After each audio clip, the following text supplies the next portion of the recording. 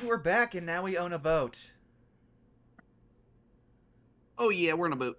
Let's go. We bought a boat. We bought a boat. Oh no, this just reminds me of like one of the first episodes in Saved by a Spell is, oh no, we stole a zoo. Now, oh no, we bought a boat. What was your episode title? Yeah.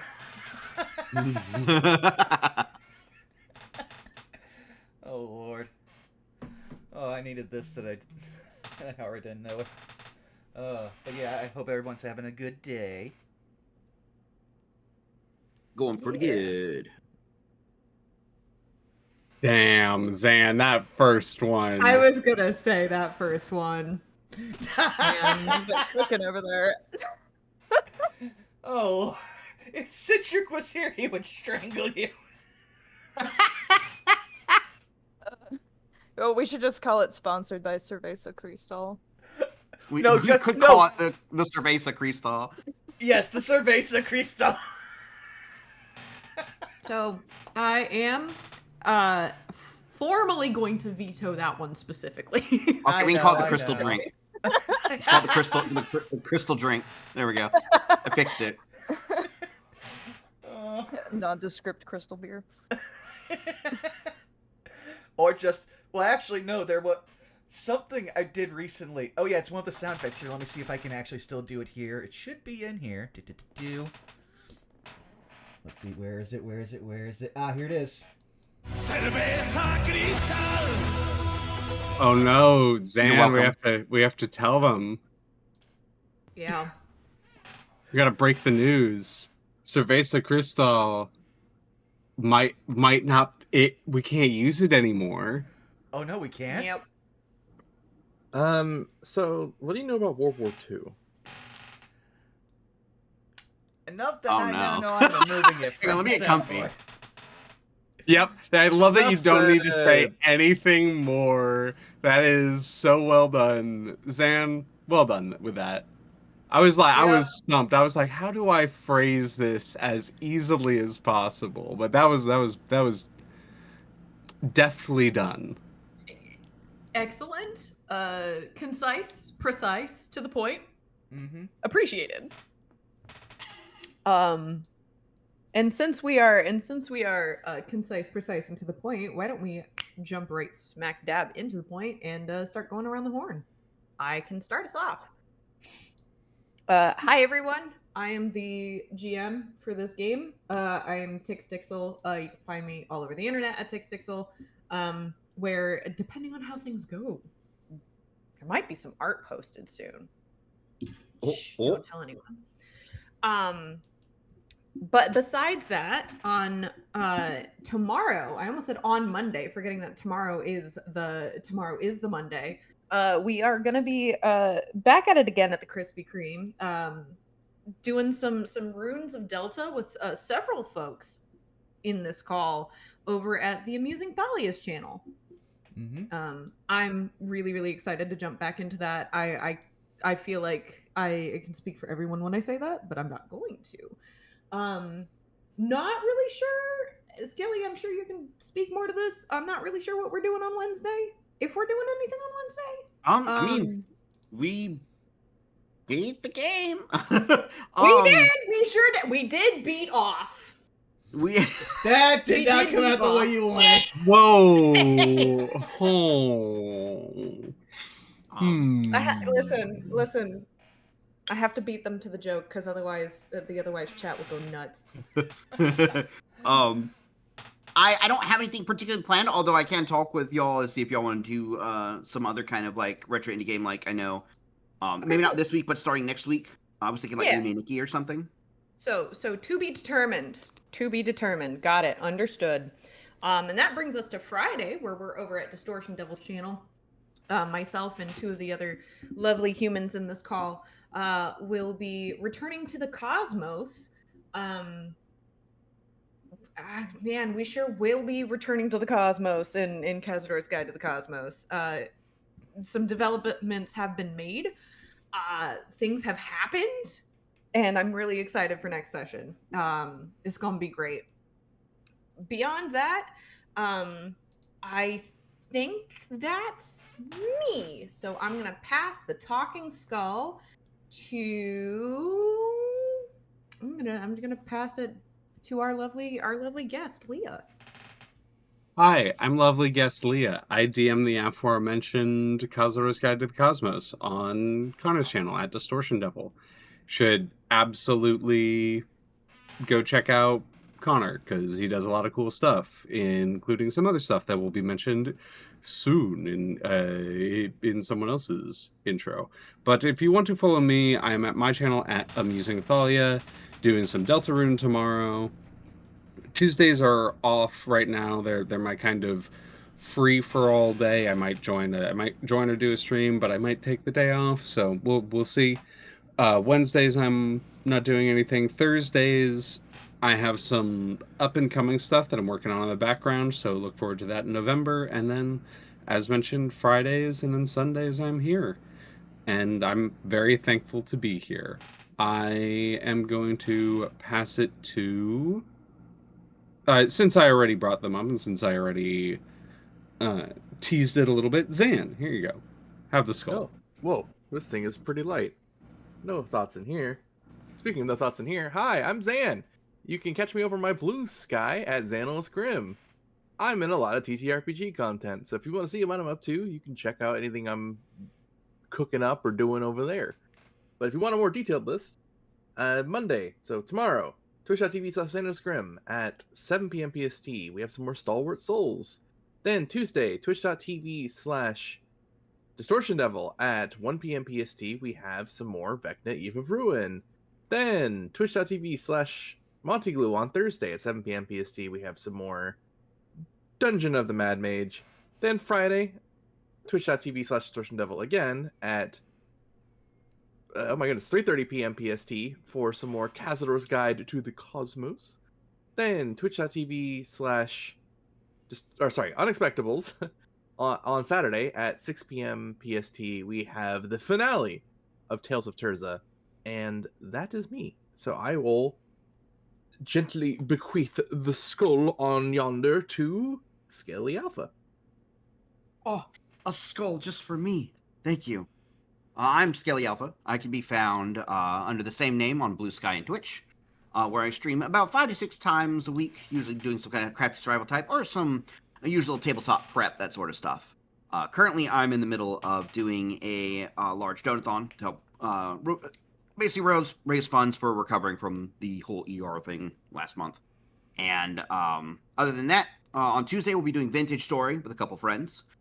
And Thursday, we'll be returning back to the Paper Mario and the Cosmic Caper for the Paper Mario setting D&D game over on my channel, starting about 6 Eastern or so. Other than that, that's really me, because the donathon is eating up most of the time. Other than that, if anyone needs a player for like roleplay shit, get a hold of me. I will pass it over to Kaz. Hello, I'm Kaz. I have not been doing really much of anything, and I'd like to keep it that way. But if you want to follow me, you can follow me at Kaz on Instagram and Blue Sky. I've been more active on an art account, actually, which I don't think I've pushed here yet, and that is Sarcastic Vision with Z's, because I have a brand. Yeah, I've been doing more art stuff, but that's about it. Go follow me, or don't. I don't really care. I will pass off the skull to Vaughn. Why, thank you, and hi, you've already found me here at twitch.tv/BurnoutVaughn. You can find me on Blue Sky and YouTube at Burnout Vaughn, over on Patreon at Burnout's Bar, where, again, we're kind of in a lull. You'll definitely see me Monday over on Leah's channel as we play some more of the Deltarunes, and so all this stuff is happening, and I'm just sitting here with Leah being like, you know what? I'm into this. But aside from that, then, following on the weekend, we should have some more No Love War Extra, where it's Sakura's. It's Sakura's all the way down. That's the best way I can just describe it at this point. Other than just go to the most recent episode on YouTube and just read the episode title. I'm not saying it on stream. You can read it there. You can figure it out. But with that out of the way, I can first do this. Wow. What a wonderful piece of promotional material. And then take us away with our lovely theme song.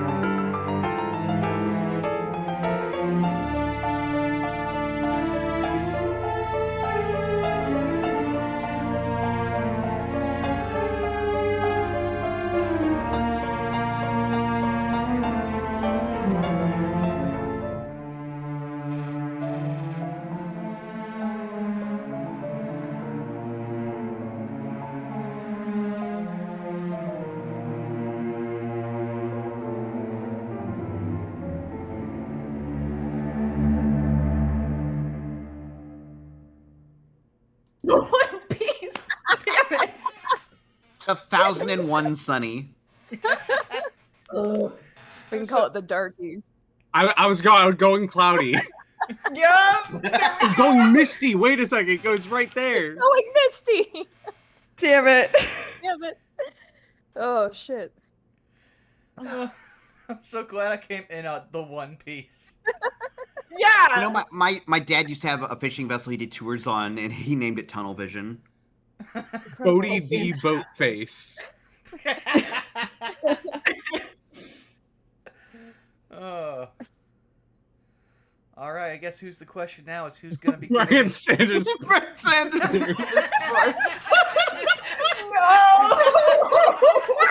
Oh my Crying. I can't breathe. This is a serious campaign in the domains of dread. Yeah.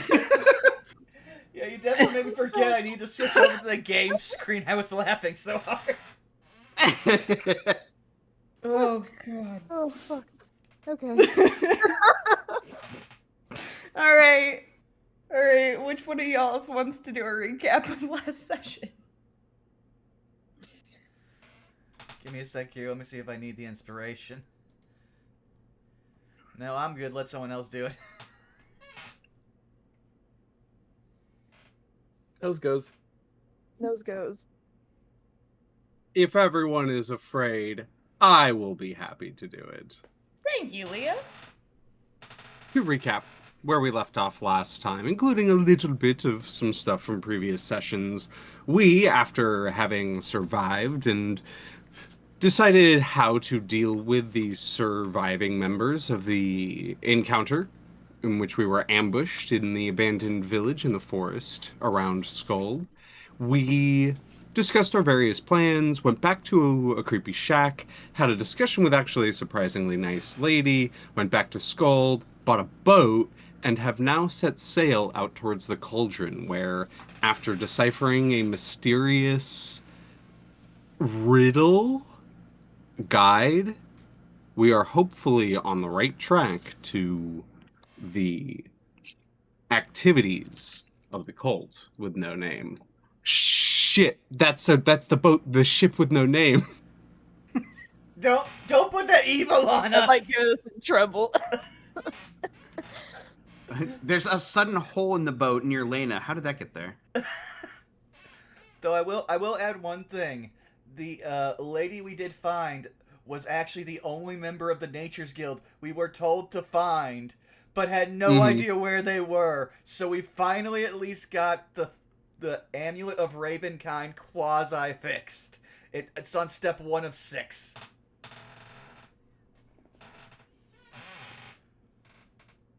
But yeah, I think that covers everything. I think it does. And thus, you bought a ship without bartering or taking a peek at it. No question of its current state of being. Just, oh. We're not ship folk. We don't know what we're doing. Yep. Yep. Just, oh, that's a decent price. Like, Sure. You asked for it. He tried to lowball us. It's like, here's the actual good thing. It's $70. Like, this is a new owned minivan. We're like, we've got new owned minivan money here. Yep. And The most Lena could certified possibly Leo. ever know about boats from being a lumberjack is maybe how the wood is prepared to put on the boat. how they built, maybe, right? Yeah. They Like- use wood. That sure is a boat. Yeah, like It sure is a boat. Branson would have seen a boat in a book once. Yep. And thus, you have a boat. Correction, a ship. A mini ship. And when we immediately set off last session, you quite literally pushed out, removed yourself from the docks, and took yourselves onto what is known as the Sing Song River. We're going to do a quick audio check.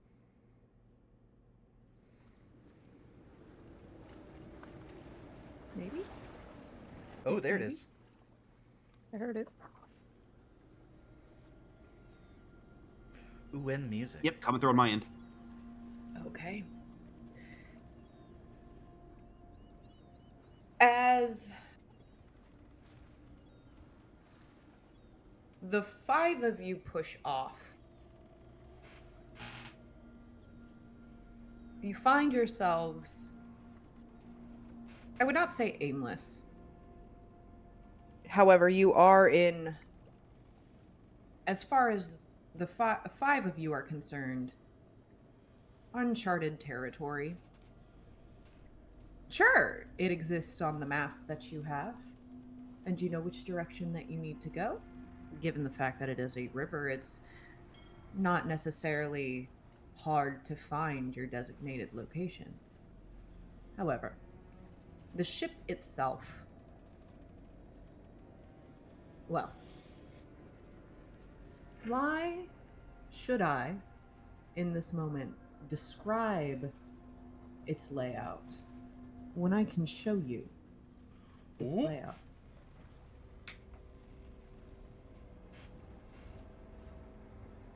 Your tokens are go. not currently on it. However, that is mainly because I wanted to ask the 5 of you where you might find yourselves on the 3 layers, the 2 decks, and the hold of your ship, or potentially the crow's nest.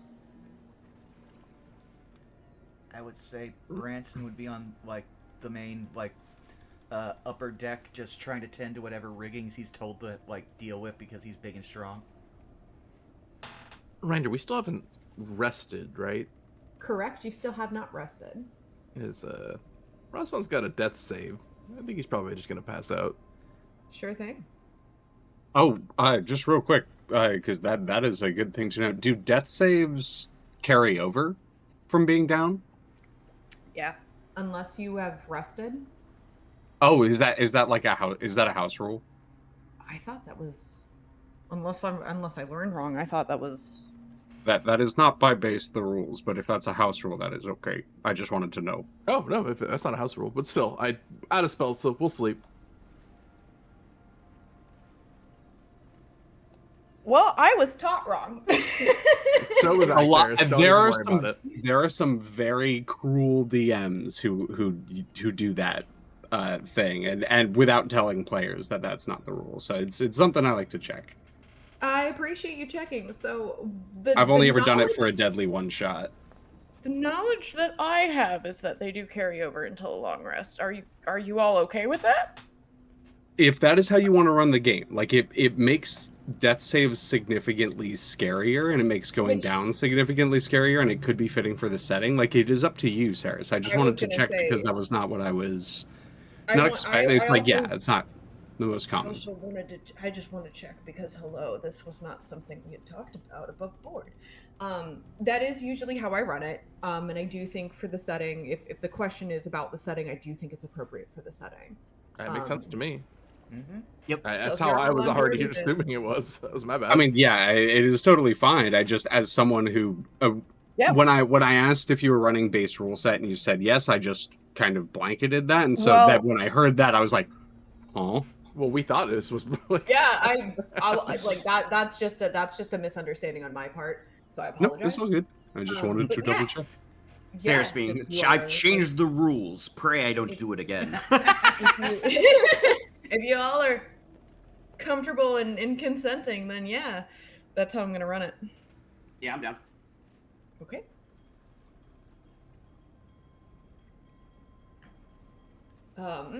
So Razvan immediately heads to the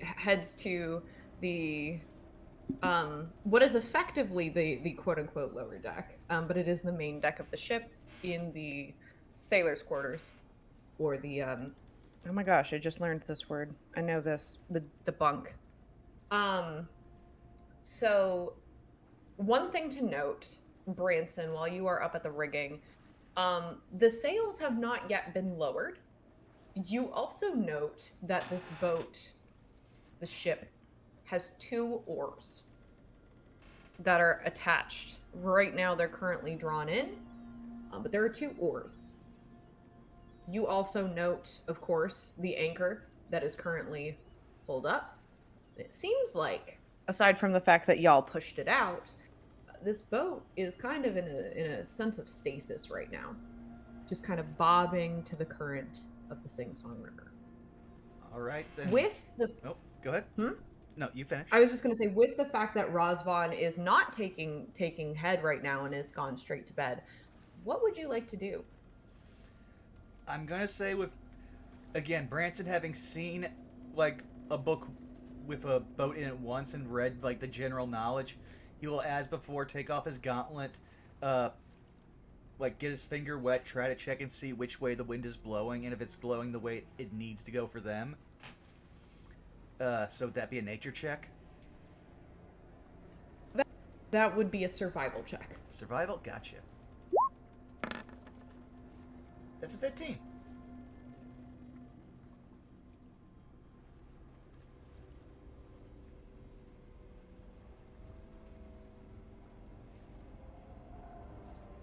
Did you hear me? Uh-oh. I mean, I can hear you. I can hear you. Sorry. There you go. Sorry about that. The current wind is very weak, but it's still there. You can still feel the breeze. It is heading in the current direction. It is actually heading in the opposite direction. It is heading southeast. Where you need to go, you need to head northwest. All right then. Well then,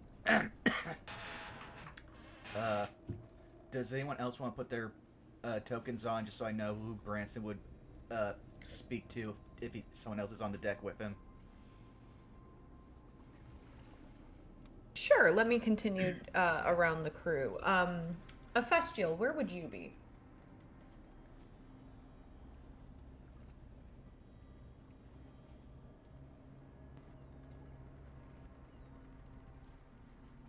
Cass? Hello. Hi. Can you hear me? Where would Hi. Ephestial be on the ship? He was at helm last when we left off, I believe, so he would still Okay. be there. Sure. Probably would have asked Razvan for just some basic lingo and tips before he went off to bed. Left goes left, right goes right. Thank you. You're welcome.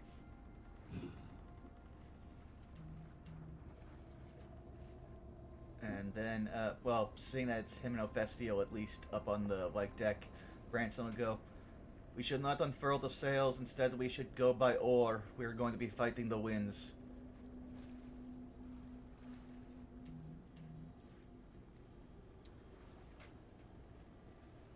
Really quickly, where is Lena at this current moment in time? Lena might be under the decks, making sure and checking stock on what all came with the boat. I guess would be the best play. Okay, certainly. And I will jump to that shortly. I'm going to put you at the stairs. Okay, sounds good to me. And we will get to you in just a moment. And Leah, what is Clem doing?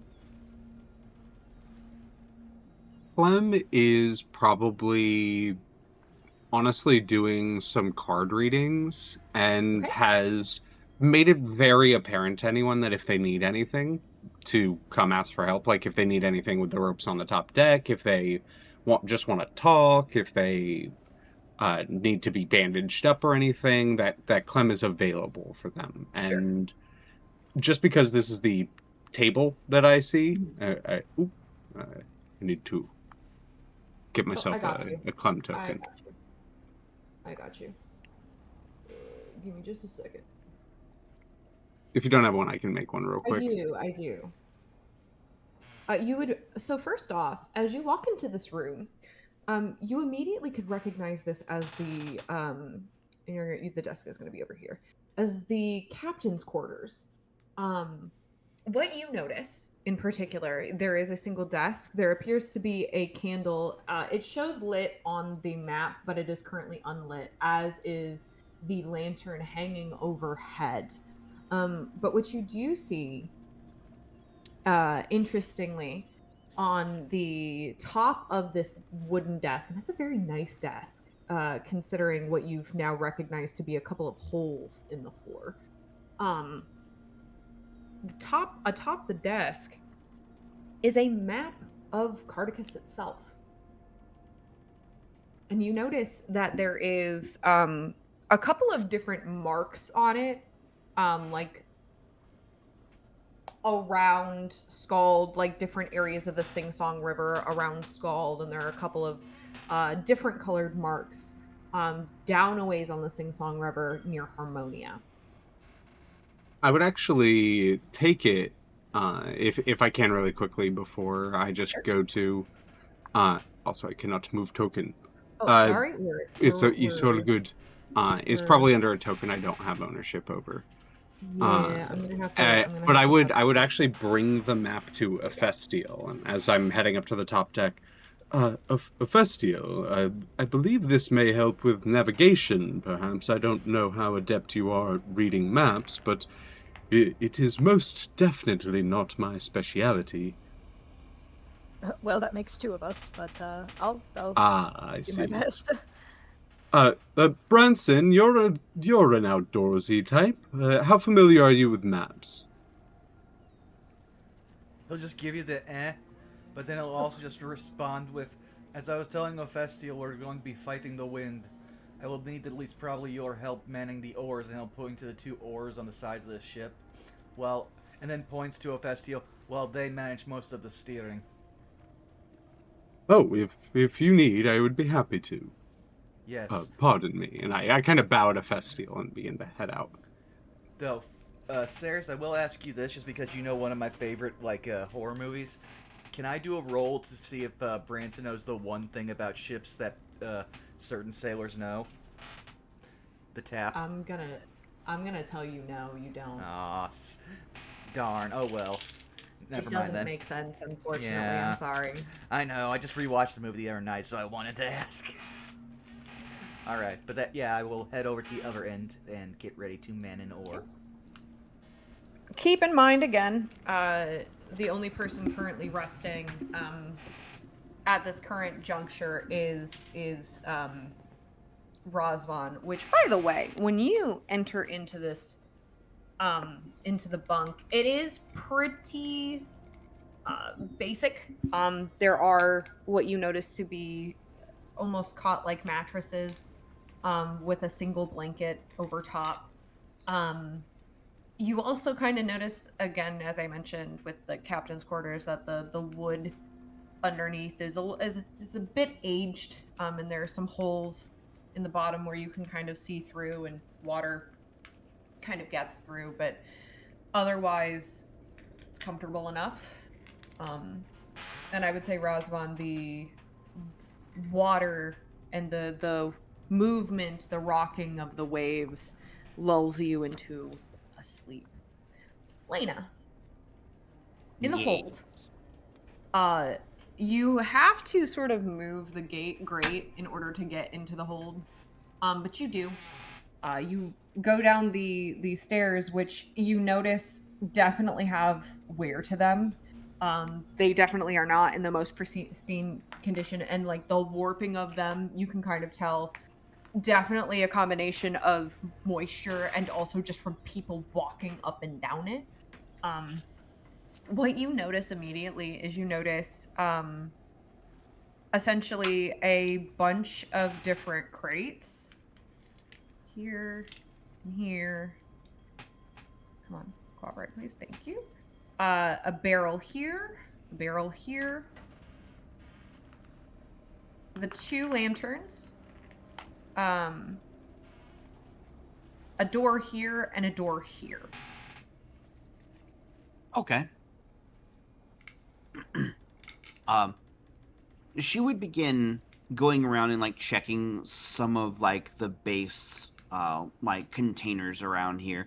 Like maybe she'll assume maybe it's something to repair the ship or help with upkeep or something, but she'll go around like from one to one to check them out slowly. Probably starting with like the crates to the north. Sure, and for the sake of ease, what you notice, to be quite blunt, is there's not a lot here. You notice what you assume to be some additional wood. You see additional rope, approximately 100 feet of it. You see cloth. Nothing large enough to be a sail itself, but perhaps it might have some use. One of the crates is just straight up empty. It's the top's not even on it. It's just straight up empty. Okay.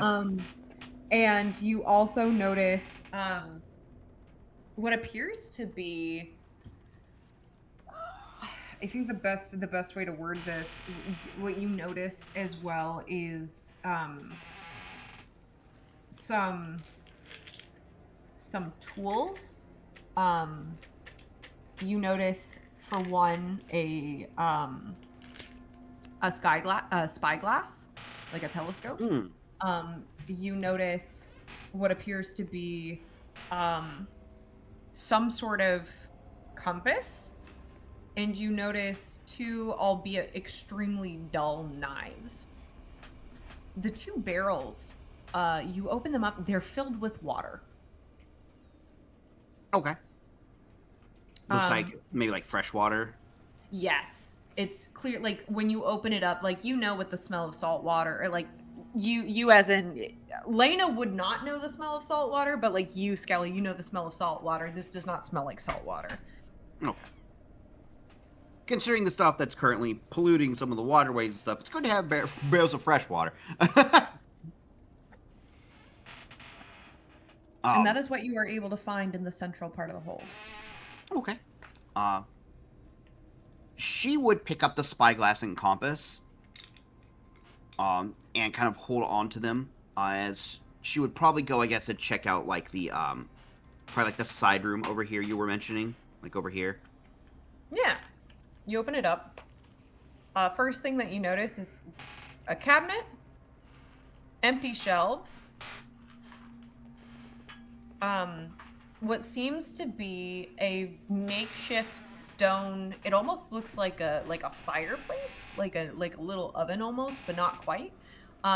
Clearly covered, head to toe in stone, encased, as to not A, overheat, and B, burn the wood. Yeah. You also notice that there is a hole, the tiniest of holes, in the wood right next to this oven. And go ahead and roll me. This is going to be just a flat intelligence check. Alrighty. You got it. Alright. Flat int. Oh no, that's a concern. Also forgot to stop. You see that the hole there is deliberate. You don't know what it's for. And you can see here a table. You can assume this table is probably for like chopping vegetables and whatnot. Okay, so. And then you notice as well, in the wood, there's a bit of wet spots. The wood is you're not in danger. There's no like dangerous holes, but you can clearly see there's some wear to the bottom. And you notice a staircase heading upward. Okay. She would head on up the staircase in that case, carrying the spyglass and compass with her. Yeah, and you find yourself with Razvan resting in the bunk.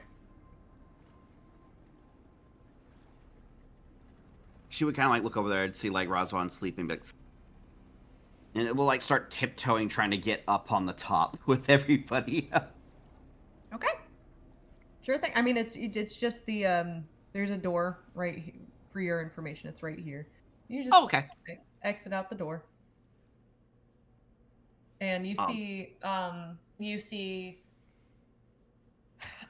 Branson and Clem both manning the oars as Efestial seems to be steering. And believe it or not, I've been waiting just a little bit because I need a name for the ship. However, there are specific checks that you can make, and there are specific actions that you can take with this ship. You do have a stat block for your ship. Oh, okay.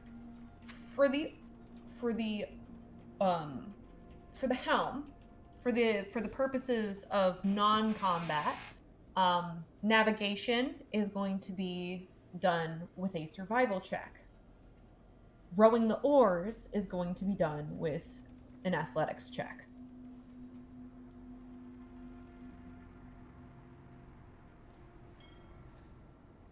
Okay. And this is just general knowledge for everyone. There are slight differences in mechanics when discussing, like I said, in combat maneuverability, but once I have a name for this ship, I can tell you, because I can give you the stat block then.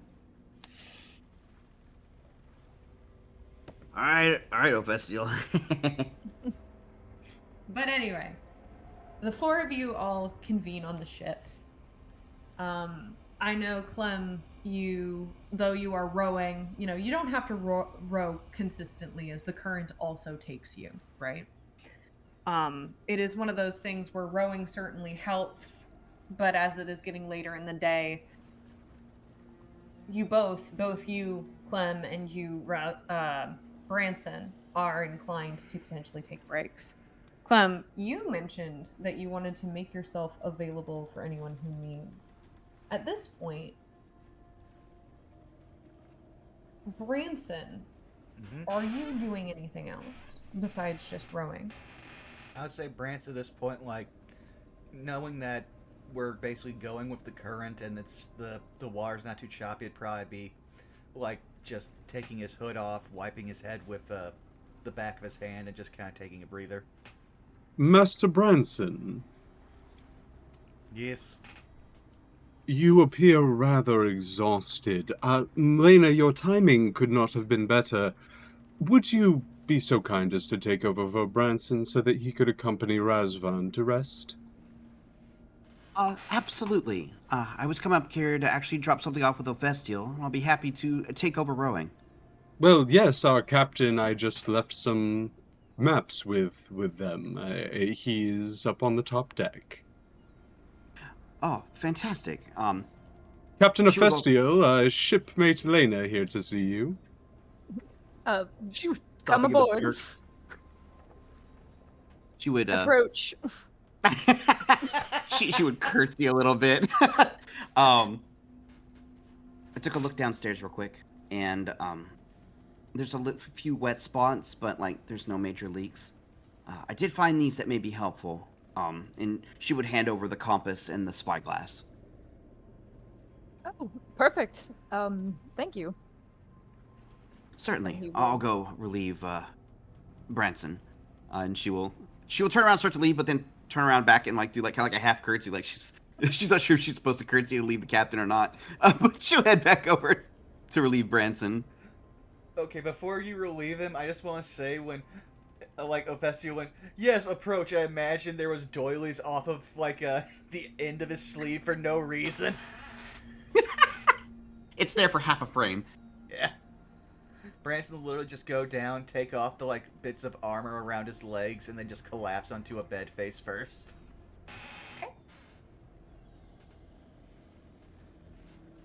And for the purposes of just moving forward, should I assume that the first watch of the night looks like this? Pretty similar, yeah. I would Yeah. say, yeah. Yeah. That makes sense. Thus. Master Ophestial, Yes. I must inform you that there are more than one rumor that goes around that it is bad luck for a ship to make its first heading without a name. I would suggest that we come up with one before we land. I've been thinking about it. Sorry, I'm not usually used to having to respond so quickly in those situations. I understand. My apologies, Captain. Not we. It is your vessel, after all. And Clem does a little bit of like a half bow. Y'all are gonna give him a complex that you don't want. Similar to how when a group gets together and does their first outing, you should have a name before that, she says, like smiling and looking at a festival.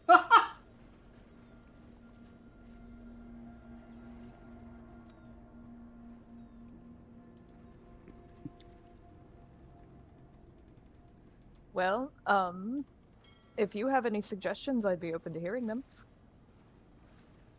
I'm afraid I'm not particularly one for naming things. I named my companion after the thing that the animals represent, so I'm a bit on the nose, I will say.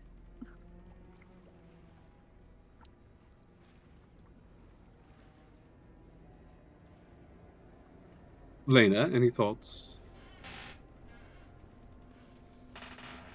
I think I saw Razvan writing a whole list of them down. Perhaps you could find that list and pick from that. Good point.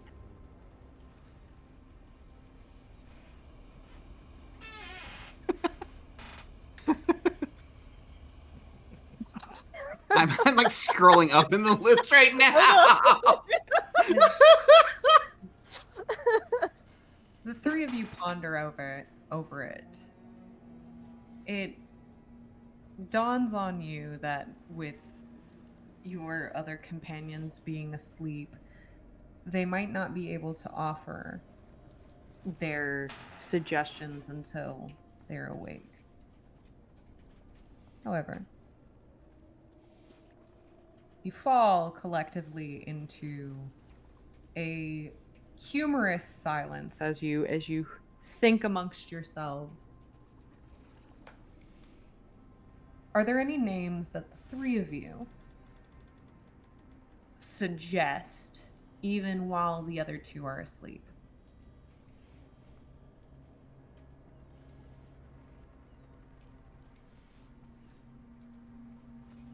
I know that you all are doing it in the call chat, but for the sake of us being live.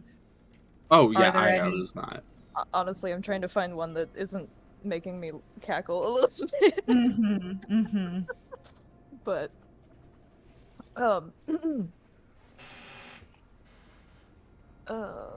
let's see. I had something, and now it's gone. What about to pun off your name? Something ominous. Well, that sounds like bad luck.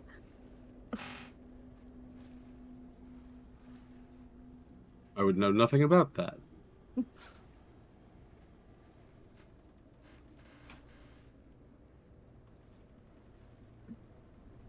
Actually, what do you think of this? The Unlost Soul. You've been spending a lot of time around Razvan. Sounds like something poetic, he would say. He's inspiring.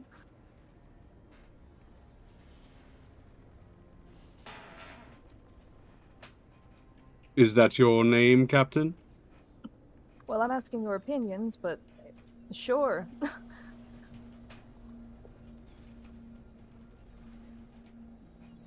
You feel, think... Ephestial, a breeze, a very warm breeze, blow by. Did Lena? I saw Skelly. Your light lit up for just a second. Did you want to say something? Oh, Lena was going to say that I do think that the final say should certainly be yours. Since you did front all the money, it is your boat. Well, yes, but I bought it for us to do what we need to do, so it's just as much any of your says as it is mine.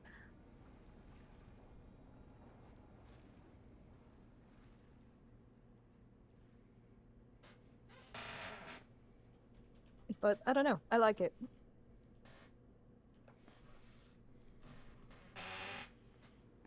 It, for some reason, makes me think of a name that is somewhat similar. Last Sail, but that is my only suggestion. I do not wish to take away from your your group's, well, new home, I suppose.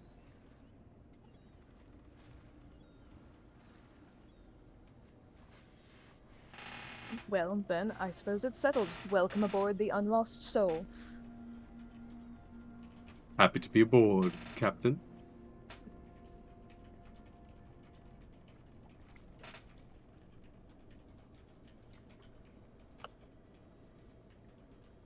How are you two feeling, by the way?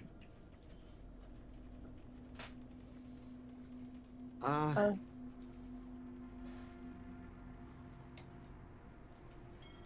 Lena would look toward Ophestiel first. Winded still, but I'm alright. I'll get a chance to lay down soon.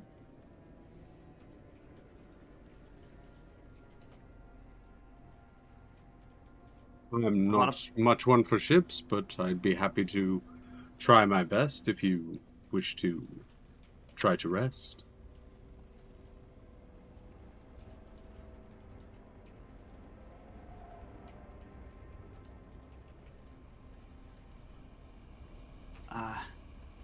A lot of thoughts swimming around in my head right now. It'll be nice to find some time to collect them soon, hopefully. I'm hanging in there otherwise.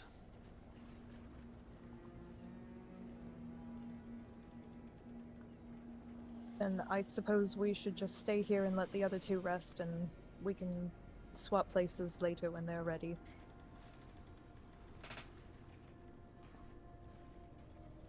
That may be a good plan, I think.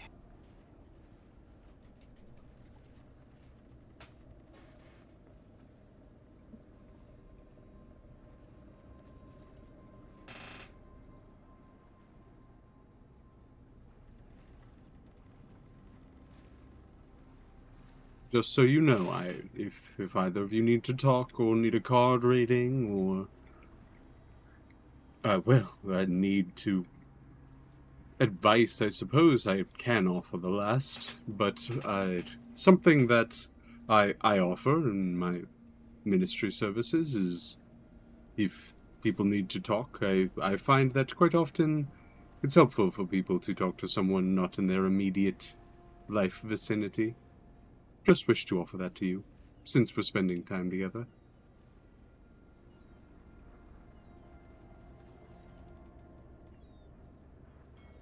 I might take you up on that. I'm always available. Speaking of Lena, how are you holding up since, all that went down? I have a lot of questions, and I think not having any answers got to me in that moment. It's like we're all right there within my reach, like those individuals knew something, but I don't think I could have shook it out of them, no matter how hard I tried. And when I realized that, I wanted to do something I think I would regret. So, I'm glad to be out of that situation, but I don't know if that'll happen again or not. I'm hoping not. I'm just trying to hold it together as best I can. Well, if I may say, I think you handled that situation very well. I know a thing or two about being lost for a long time, and it doesn't ever really get any easier. So, patience is your friend. Thank you. I mean that. I will do We're my all here best with to... you. What was that? Sorry. No, we're all here with you. You know, I just wish to say that keeping it together is not quite so much of a virtue as it is often extolled to be. Yeah. I'm finding it comes with experience more than anything. and there will be a time and place when you get to understand everything that you need to. but trying to force your hand into it is usually more detrimental than it is a benefit. For certain. I think that part of me almost got the better during that fight.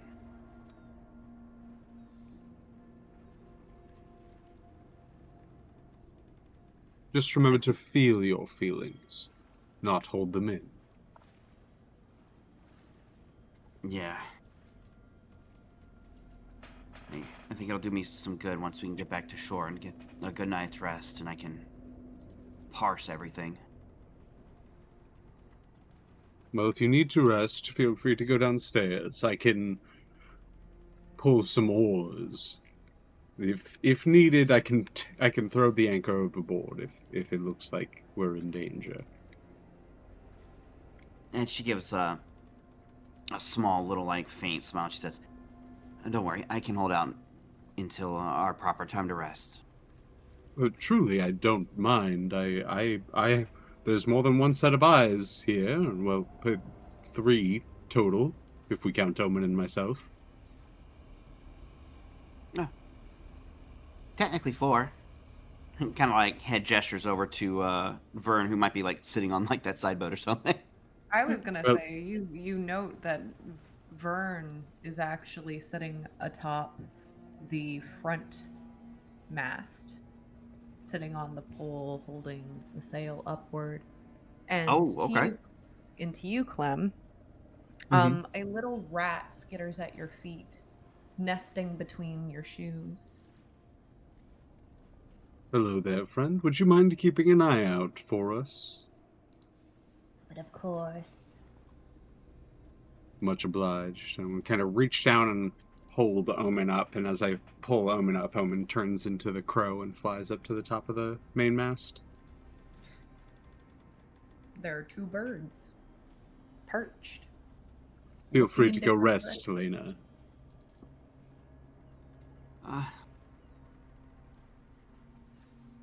She like rolls her shoulder and like her head back and forth for a minute, and like she's like internal struggling on this, and she finally says, all right, I'll go take a rest."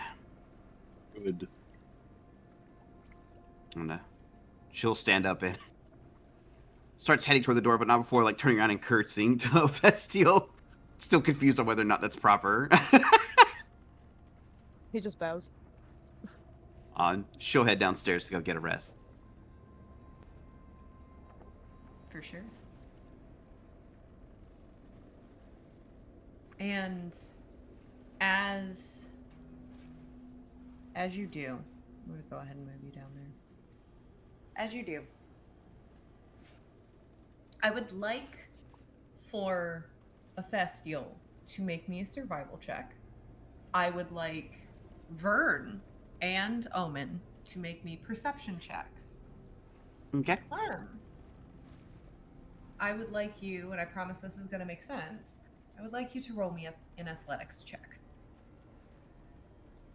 So this is for Omen. Okay.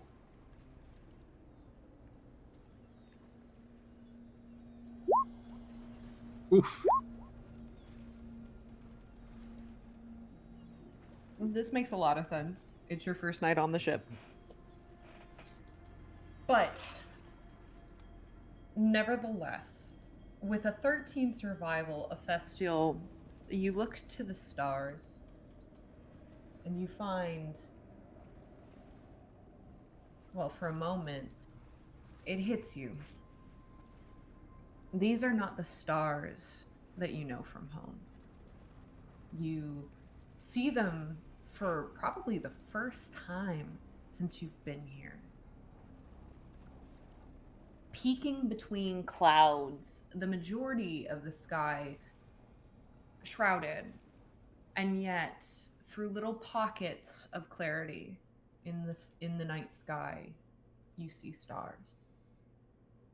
You almost didn't expect to see them. And as I mentioned, the longer you look at them, the more you recognize you don't know them. These are not the stars from home. These are not the constellations that you knew in your jaunts about the woods.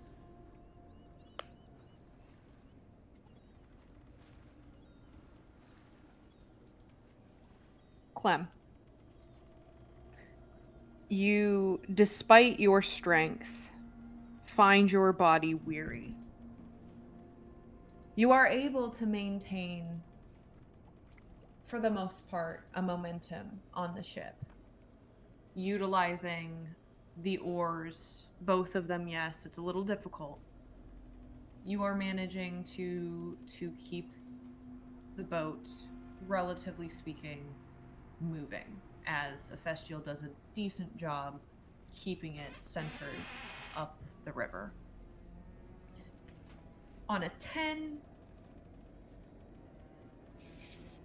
the night finds itself quiet and rather dark.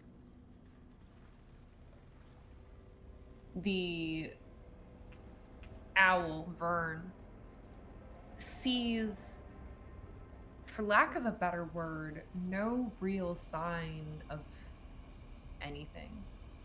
It is as if the river itself sleeps. The woods surrounding it on the ravine, you now realizing that you've had a chance to really focus, that this valley that this river sits within, its tall, rocky canopies almost looming overhead, and the trees, a blanket spanning as far as the eye can see on both sides, and yet,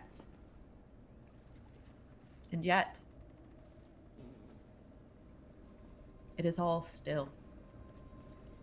Nothing but the sound of waves rocking the boat, gently splishing and splashing against the wood.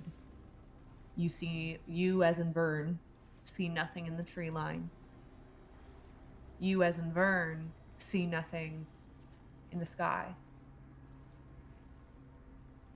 And I've realized with the mention of being on the main mast, I forgot this little bit, and that's my bad. Omen should have gotten that with advantage. Please roll again. Oh, happily. Being atop the crow nest gets you advantage on visual perception. 16. What Omen sees is that similar quiet.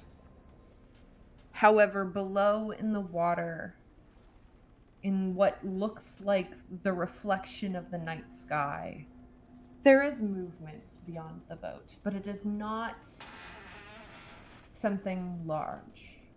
It is not something that looks, for all intents and purposes, like a threat to the actual ship itself. Clearly, despite rumors to the contrary, clearly there are animals still alive. And despite the evidence shown of molds, perhaps not all in the water is dead. Not yet, anyway.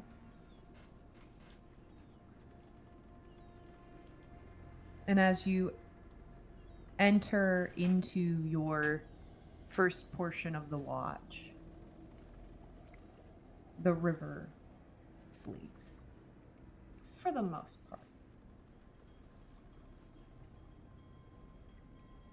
Now, here is my question for the two that are awake.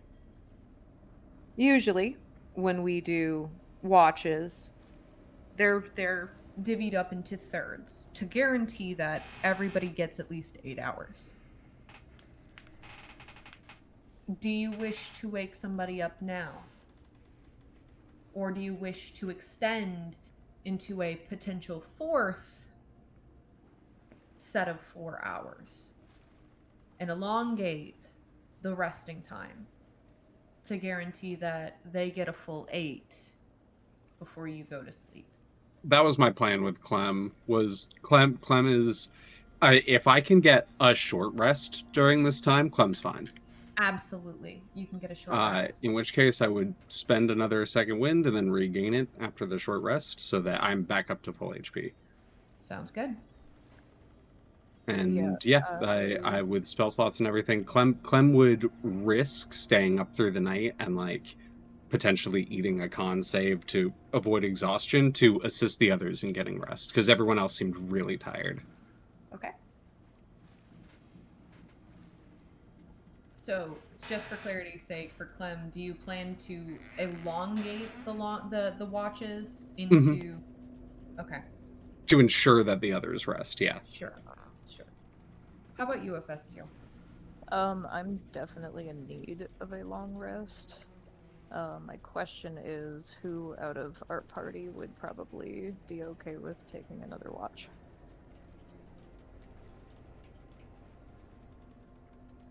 Or just a watch? Hephaestus, I see your eyes drooping. I really don't mind staying up and watching the ship while you all rest. Are you sure you can do it by yourself? I can stay awake for a few hours. I have pulled more than one all-nighter in my life. Alright, if anything happens though, you can come get me immediately, okay? I assure you, you all will know immediately. Alright, and he will excuse himself to the captain's quarters. All right. We are going to first do the second bout Of the watch. But in this time, Clem, do you continue to row or do you lay anchor? I will row for a little bit so that the rocking and so that there isn't a jostle that wakes people up. I will attempt at that point to put away the sails and to pull the boat to a stop and then weigh anchor after a little bit of time. The sails are already tied up. They were never lowered. That is Okay, why in you which case row. I will try to use the oars to slow the boat and then anchor, so it's not like a jerk. Sure. I'm gonna go ahead and carry over that previous athletics check then and ask for yet another athletics check, but this time it's for manning the anchor. Yeah, makes sense. 17. Yeah. You're like, I'm so ready. You just toss it over the railing. No problem. It almost seems to be swallowed by the water. And the ship eventually comes to a complete stop. Clem would just slowly make their way up to the top deck and kind of look off the back and start gently singing the only sea shanty they know. Safe and sound at home again, let the waters roar, Jack. And just kind of hum that out. Go ahead and roll me 2 perception checks, one with advantage for Omen, one for you, and Lena, if I could get another perception check for Vern. You got it.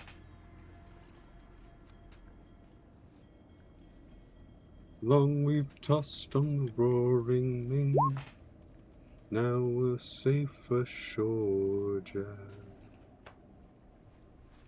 Don't forget your old shipmates, rally, rally, rally, rally, ryo. Is this based on hearing or sight out of curiosity? Because I forgot Vern has the keen hearing and sight thing. That's up to you. Would you rather Vern hear or Vern see? He gets on both, but I will choose seeing. Okay. I forgot that that's one of his features. It's not doing great out in the water. I mean, that makes sense. That makes a lot of sense, given your background, given Vern's history, or lack thereof, on the water. A natural 20 for a 21. We're gonna start with that. Because I think it's gonna lead very seamlessly into what Clem notices. So, given Omen's position on the crow's nest, they see way out on the river line a singular lantern light. It does not draw closer. It is very small. But on the water there is a light. Did Hephaestiel happen to leave the spyglass up on the top deck? No, he would have taken everything with him. Fair enough.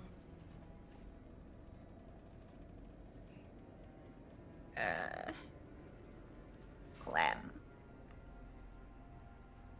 Yes, dear. Do you wish to go check it out? I'm afraid it might be very far, but I am willing to fly the distance if you will allow. Only if you feel like you could do it so safely. I know you can keep others from seeing you, so I would recommend doing that despite the darkness of the night. There's a slow head, like a head nod, like a bow. It's hard to see in the dark, but it does happen.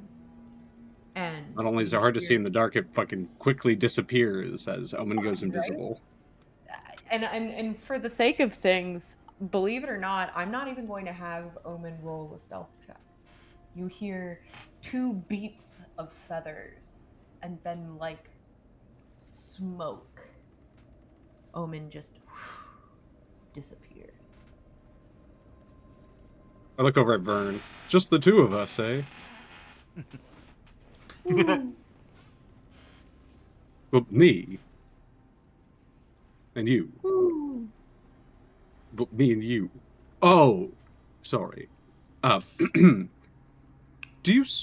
Can you speak, or are you like magical? I say in bird.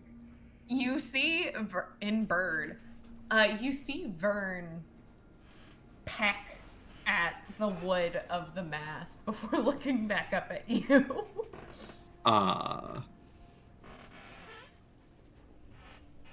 Well, good to know. And as your eyes peer back over the water, you do see, it's a bit off in the distance, but you do see the docks, the lights of the docks of Scald. You see the city lamps, one by one, going out for the night. As people, as you know, are hurrying to their homes, if they haven't been there already. But the night still sleeps. And for the moment, Clem, given everything that has happened in the short time, you also, despite still being awake and feeling the exhaustion hitting, you find the peacefulness restful. And again, like I said, you do get the short rest in this period. Heck yeah. Do I need to roll a con save to avoid exhaustion? You do need to roll a con save. Figured. Wanted to double check. That is a 13. Remind me. Let I think me the double. first one is DC 10. I think it is. Yes. Because it goes up in increments. So yeah. You manage to pretty successfully, though you feel the tired, bite through it and manage to ward off the exhaustion for now. It is in this moment, if you do not mind, that I am going to turn our attention to those sleeping below deck. Please do. Please, absolutely, please do. A bit different than what we have done before. But nevertheless, I still ask. Razvan, you were the first to bed. You are the first to sleep. I need a Constitution saving throw.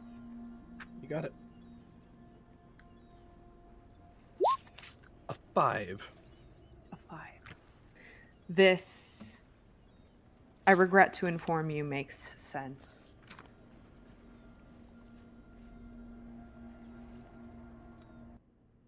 As your head hits the pillow, you are out like a light. However, despite your ease to slumber, the room surrounding you, the sway of the boat, though originally dark, becomes light. You open your eyes to find yourself not where you went to sleep. You find yourself in a room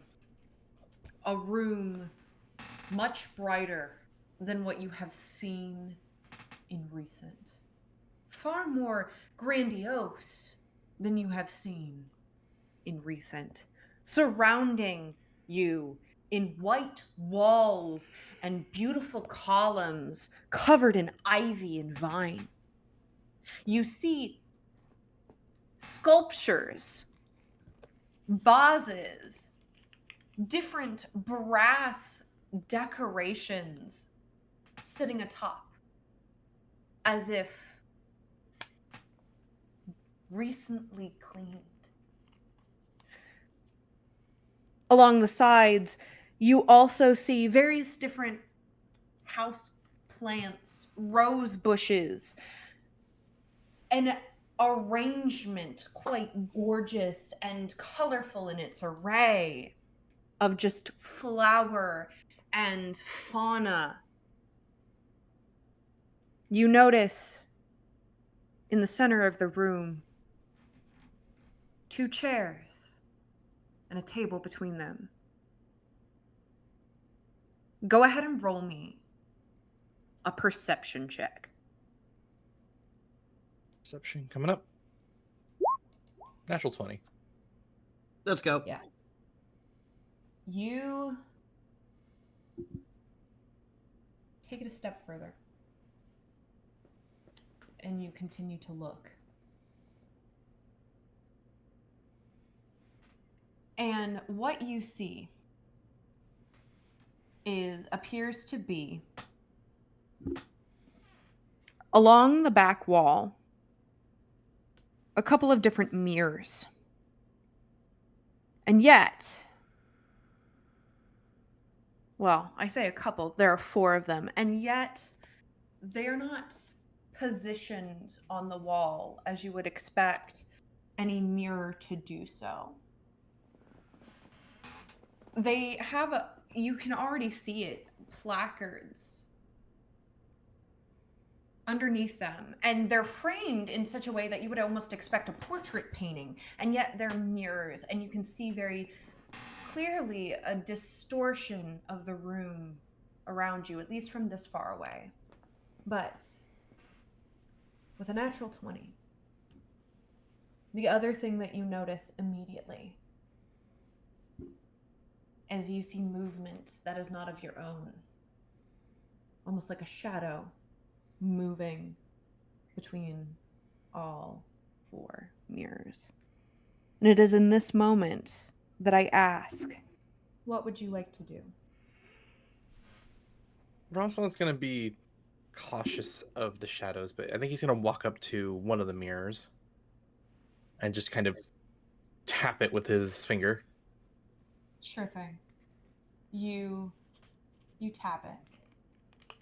And in the moment, you watch as the picture in the mirror, well, it begins to change. Roll me a wisdom saving throw. Okay. 21. 21.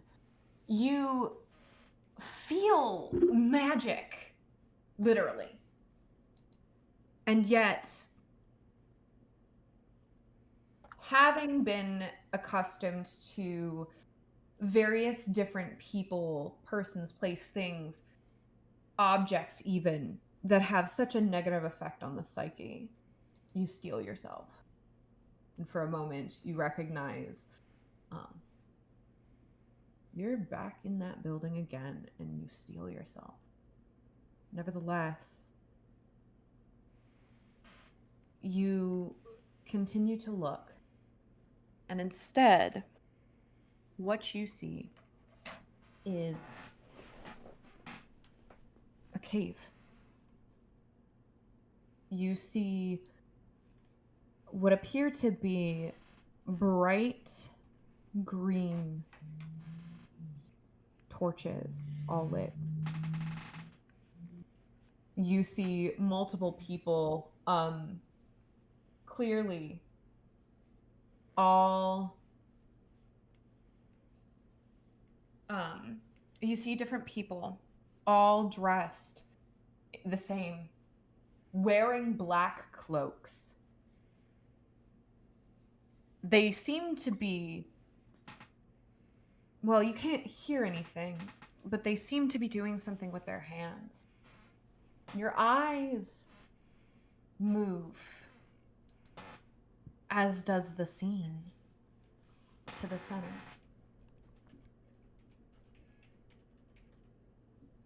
And your eyes, they linger on one in particular. There is a specific black cloak, a specific one. This one's different. For what you see is not just a black cloak.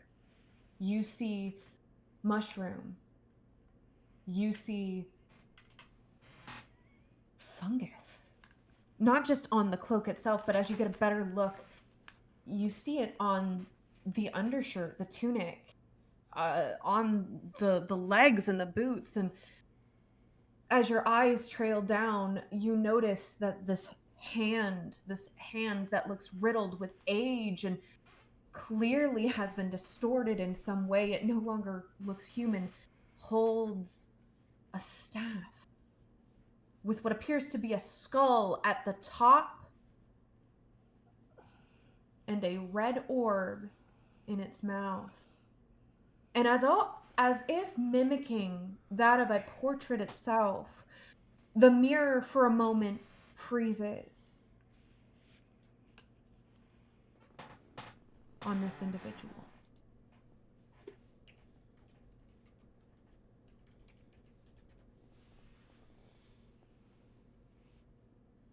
There we go. Oh. Oh. Oh, Art critic to Jack Kaiser. Yeah, Jack does go work. He do. true. Do you wish to stare any longer at this mirror? He'll try to look, I suppose, at what he can at the face. Does it at all look familiar to him? Go ahead and roll me a history check. History. 22. You don't recognize this face at all. Despite how shrouded in shadow it is and how you notice blackish veins crawling up from the neck. You see greenish and orange distorted, almost splotches in the coloration of the skin, but you do not recognize this man. Osmond will try to take somewhat of a mental note, best he can. And I suppose we'll move on to a different mirror. Sure. The room is reflected currently in this mirror, though it is very distorted.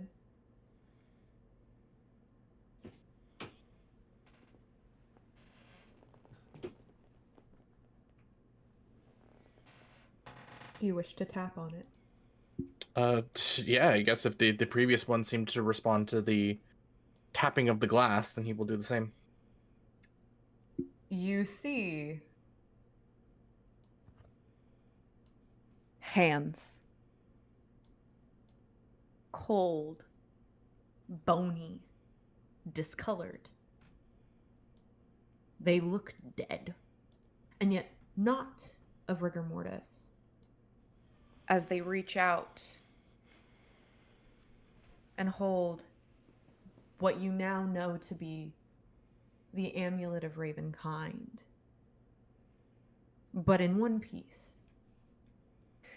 And you watch as the hand drops it almost a little bit, but holds it masterfully by the chain and holds it out to another figure.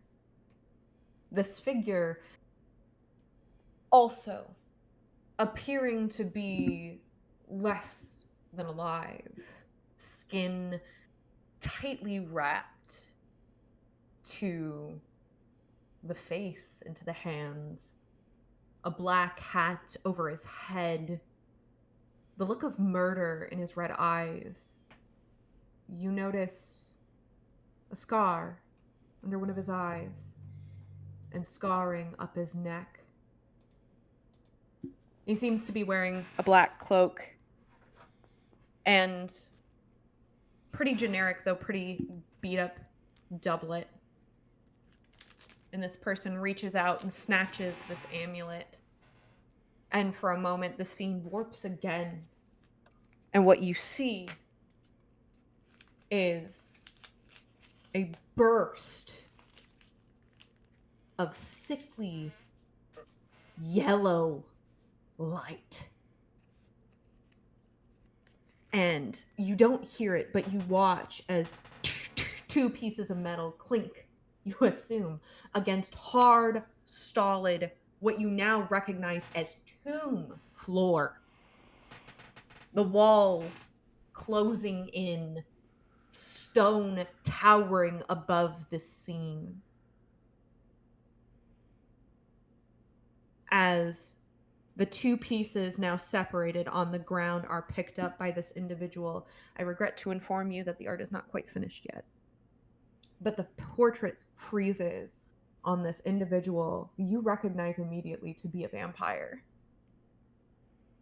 holding the two pieces in his hands with a sickly grin, one that makes your skin crawl. And for a moment it freezes there. With it being frozen, does Razvan feel any familiarity towards this figure, or History with advantage. history advantage? Okay.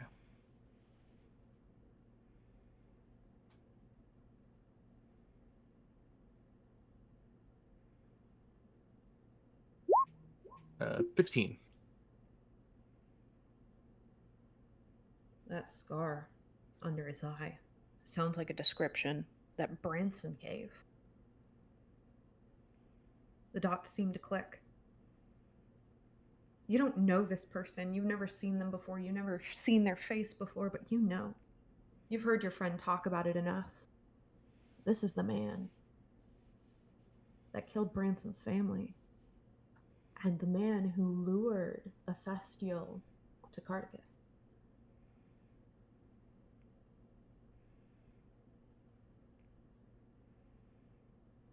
He'll take a moment to center himself before moving to a fourth mirror. The third or the fourth? Third mirror. The third mirror. This is another total change of pace as you tap on that mirror. You see a banquet hall. Table, instead of food, lined with paper.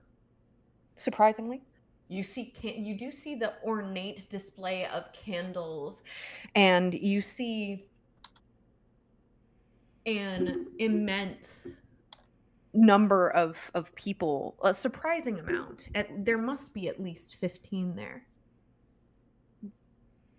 People of different shapes, sizes, not a single one that you recognize, but at the head, you see what you don't expect to see at a banquet table. You see what I can only describe as like a giant, like one of those stand-up boards, um, like the ones that have the bend that allow them to stand up on their own, and you see text, although indiscernible by the distortion of the mirror. You see writing all the way down, almost in like a list shape. You see a bowl full of coin. You see ledgers neatly placed. You see, well, go ahead and roll me an Arcana check, actually.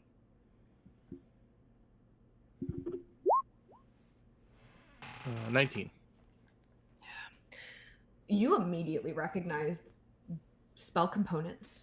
You see bags of dust. You see a crystal ball, though small. You see different types of gems. You see gold filings. You see some sort of bluish rock that you don't recognize at all. And behind all of this, you see an individual in earthy tones, a brown corset, and a skirt that ombres from brown into a deep, beautiful, bright carnation red over top of very plain, sandy brown slacks and a earthy green shirt underneath. You see at their neck a chain, and at the bottom of this dainty chain seems to be some type of vial with a bright red liquid inside.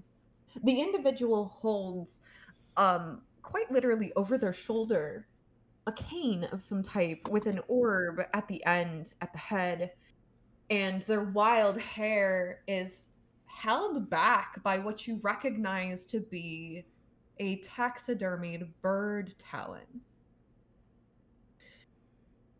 You watch as this person flicks their hand and a vibrant blue ethereal light trails through the sky, and at that, again, the portrait freezes. Oh. And again, art credit to Jack Kaiser.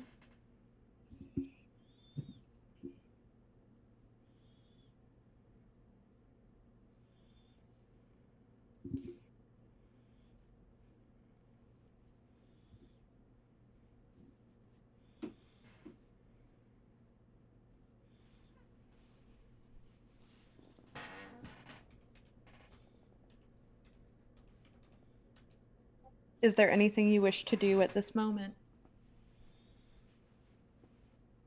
Trying to take a mental note of this person. He will move to the fourth mirror. The fourth mirror. You see yet again another change.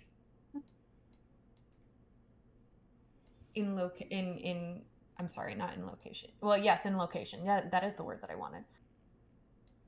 We now rest at the table of an inn.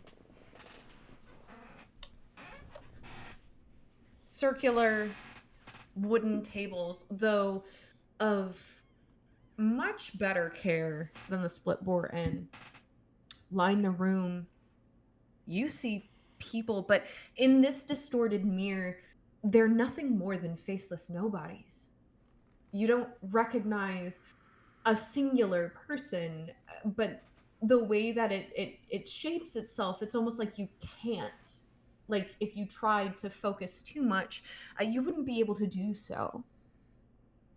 You find, though, amongst the jovial conversation that you can clearly see on these almost shells of people, you see instruments being played, but again by shells of people, and you can only assume by the movement of their mouths that there is song, that there is story, there is life, despite these shells of people. And we move, your focus moves dead back to the bar, where you see a gentleman with a rather fanciful hat and a very, very fluffy feather pinned to it. An elderly man with a monocle, or at least he's at the very least on the later age of middle-aged. He's not necessarily like super old, right? But he's older. Dressed in perhaps not nobleman's attire, but certainly upper class. In one hand holds a wooden pipe. In the other, you notice an amulet. This one different. Its gem resembling that of a tiger's eye. Its golden chain and shape of its casing much different than the other amulets you saw before. He seems to be looking at it. But this is different. This one is incredibly different. Because unlike the previous glimpses, there's a moment where he stops and his eyes move upward, as if looking through this scene and looking directly at you. And there's a smile, a knowing smile on his face as the portrait freezes. Art credit to Whoops All Mimics.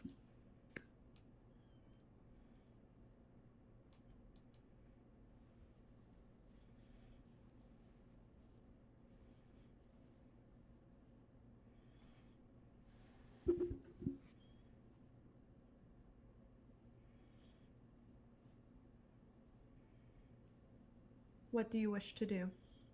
As 4 still portraits, all depicting 4 very different people, sit before you. Rosvan's again gonna try and take mental note the best he can of each of these individuals' faces and likeness.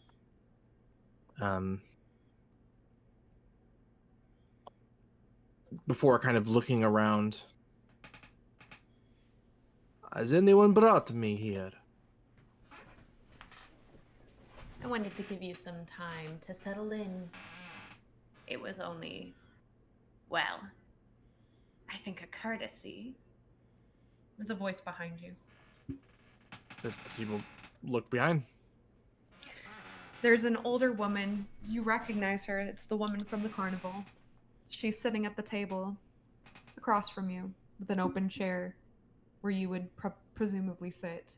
And you now realize what was blurry before is now crystal clear, is that there's a chess set sitting in front of her. And you watch as she pours, you don't know where she got it from, a pot of tea and 2 cups. And she holds one out to you. Rosvan will take it. Come on. Why don't you sit down? Entertain me for just a moment. It has been such a long time since I have seen you. Rosvan will take a seat, taking off his hat and sipping on some tea. It's very good. Does he recognize this individual at all? Yeah, it's the old lady from the carnival. Oh, right. You did say that. Yep. And she's smiling at you. Big, toothless smile. I do sincerely apologize, but did we ever exchange names? I know yours, dear Razvan. I know I gave you mine. Whether or not you remember it is a different story entirely. But you can call me Baba Grimhild. Or Mother Grimhild, or just Grimhild is also fine. I have many names. Names are, I understand, incredibly important, but they're also not. At least not titles. Yes, I do believe my memory is returning to me. I apologize. A lot has happened. That it has. Have You know you why? Sorry?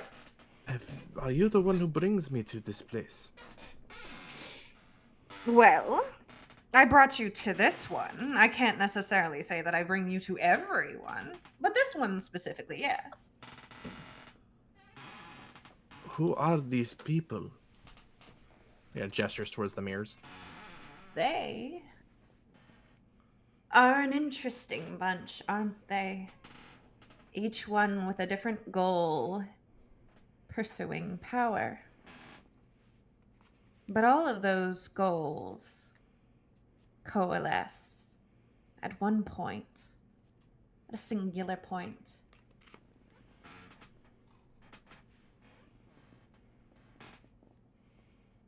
These are all entities that I have no doubt you will find yourself entangled with, my dear Rasvan. I do not fully understand.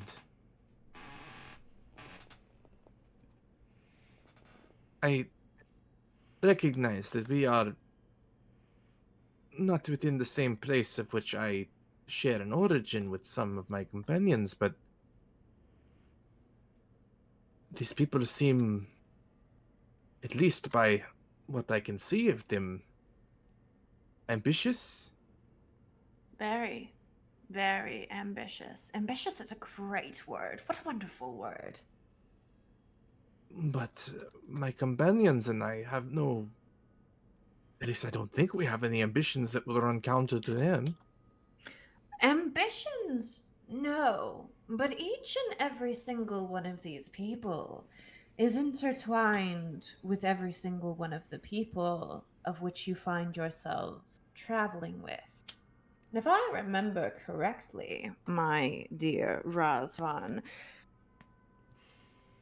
we had a conversation about things that we were looking for and to keep our eye on the target. Well, the original 4 of you that I sent to Carticus are no longer necessarily joined together. The 2 of you, Branson and, of course, yourself, still travel. Branson has kept to his word. Swimmingly. He's doing a fantastic job, if I do say so myself.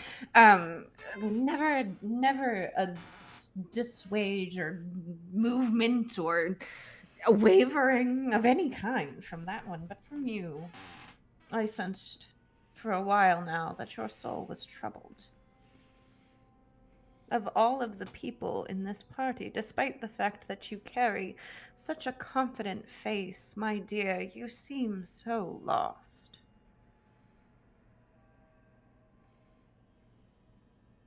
He'll take another sip. You know me quite well. Yes. I have been lost long before I arrived at Carticus. Long before I arrived at the carnival.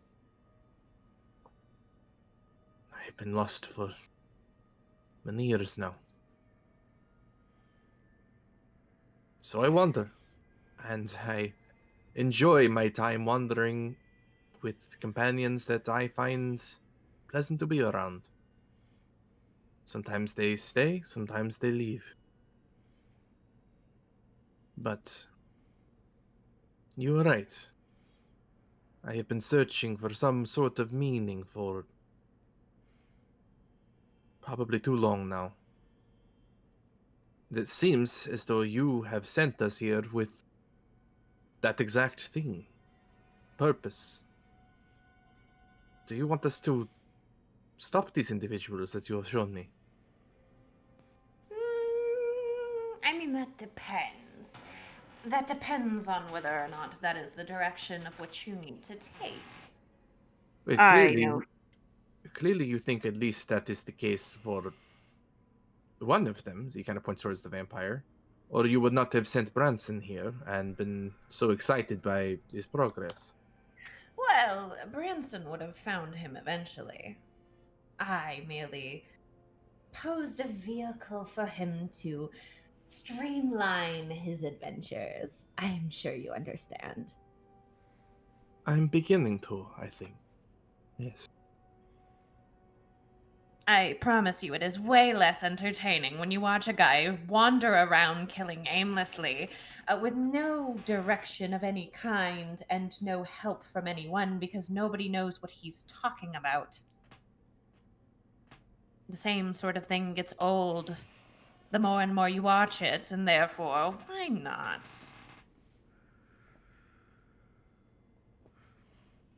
Well, I appreciate your guidance, and while I still do not fully know why you have sent me and potentially others towards Garticus and here, I'm beginning to see more of the part that I play. He points towards the chessboard. She grins. Very toothless grin. And in order for you to play your part, you must be able to see the steps laid out in front of you, do you not? And she places a pawn. White goes first. The trouble with chess. There are only so many moves you can make. Every piece has a determined set of abilities and moves that they can make. Life does not work that way. For You're when you right. least expect it, tragedy strikes. And he will take his king and just put it to the side, dropping it, conceding the game. You find that it shatters on the floor. Well, that was a good set. She snaps her fingers. And it seems to like piece itself back together almost perfectly. Just rebuilding itself like building blocks until eventually a king sits at your foot. He'll pick it up and kind of hold it in front of him. My brother. He took more after my father. Strong warrior, led by example, showed that at an even early age he was ready to be a hero, an adventurer of great renown and repute. And yet, for no reason at all, he died. Died in such a way that we could not bring him back.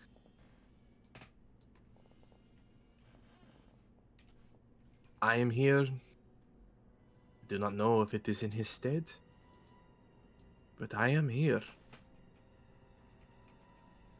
And very often,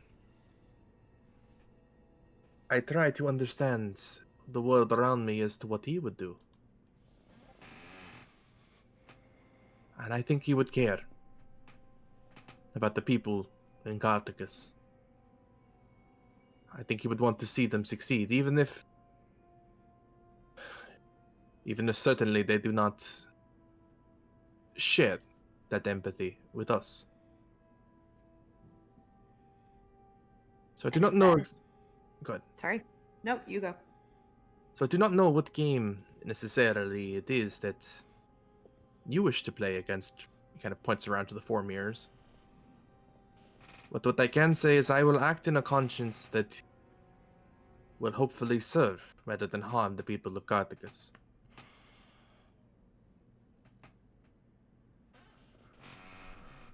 And it is because, my dear Razvan, that you hold that of which you speak so profoundly at your breast that I put these portraits in front of you.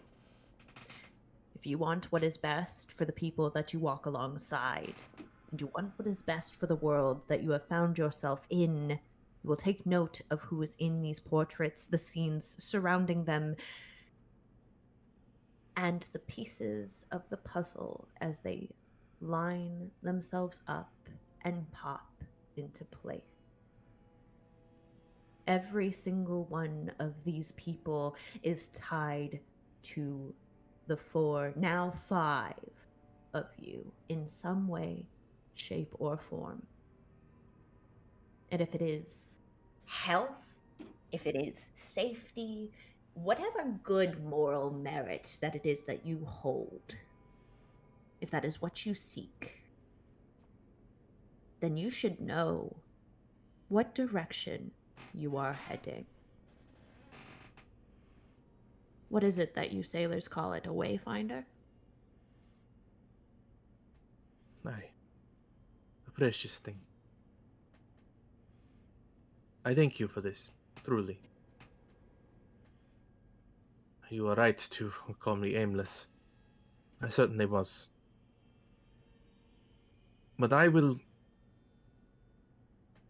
have taken notice of these individuals. And I will do my best to see their ambitions, as harmful as they might be, stopped, if I can. And I have no doubt that you will. And you watch as her eyes flash in that same bright green that they were in her other form in the Hall of Mirrors for just a moment. And she leans over the table in a very like grandmother sort of way, flicks your forehead. And as you find yourself jolted back, you wake up jolted forward. Back again on the ship, the waves rocking. And as you wake up, I'm going to take this opportunity to give us a little bit of a break before we do Okay. anything else. Oh, Yeah. Good scene. Oh yeah. great scene. Zan and Saris, both of you get here. Wait a second. I will say, Zan. Mm-hmm. Zan. Yes? I am gonna send you a little something something in your whisper channel. Okay. Note that moving forward.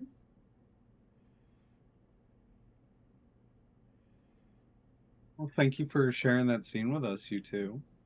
Oh yeah. Also the amazing Thank you art. for sitting patiently and watching. Really appreciate it. It is only courtesy after I ate up the first half of the session.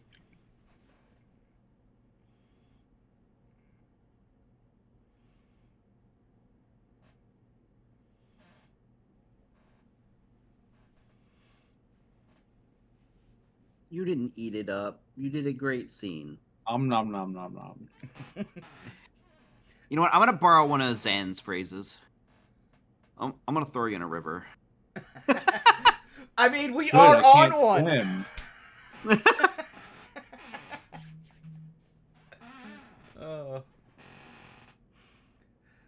But yeah, no, I love the moment where she was just like, "No, Branson took to this like a fish to water. I wasn't really expecting it." I was messaging Lee about something else, and I just went, "I'm an ageless hag. I've never met one so autistic. It's actually impressive."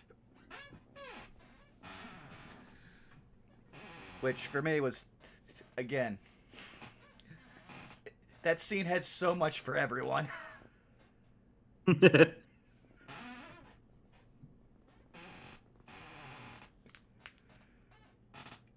But yeah, I took a quick break already, so if anyone needs to go off and use the restroom, I will take over right now. I will do so. Yeah, I've got things around here. Like I'll watch chat and stuff. Because I did a break, and between typing 50,000 notes, I've also been just doing some drawing in the off time during the scene.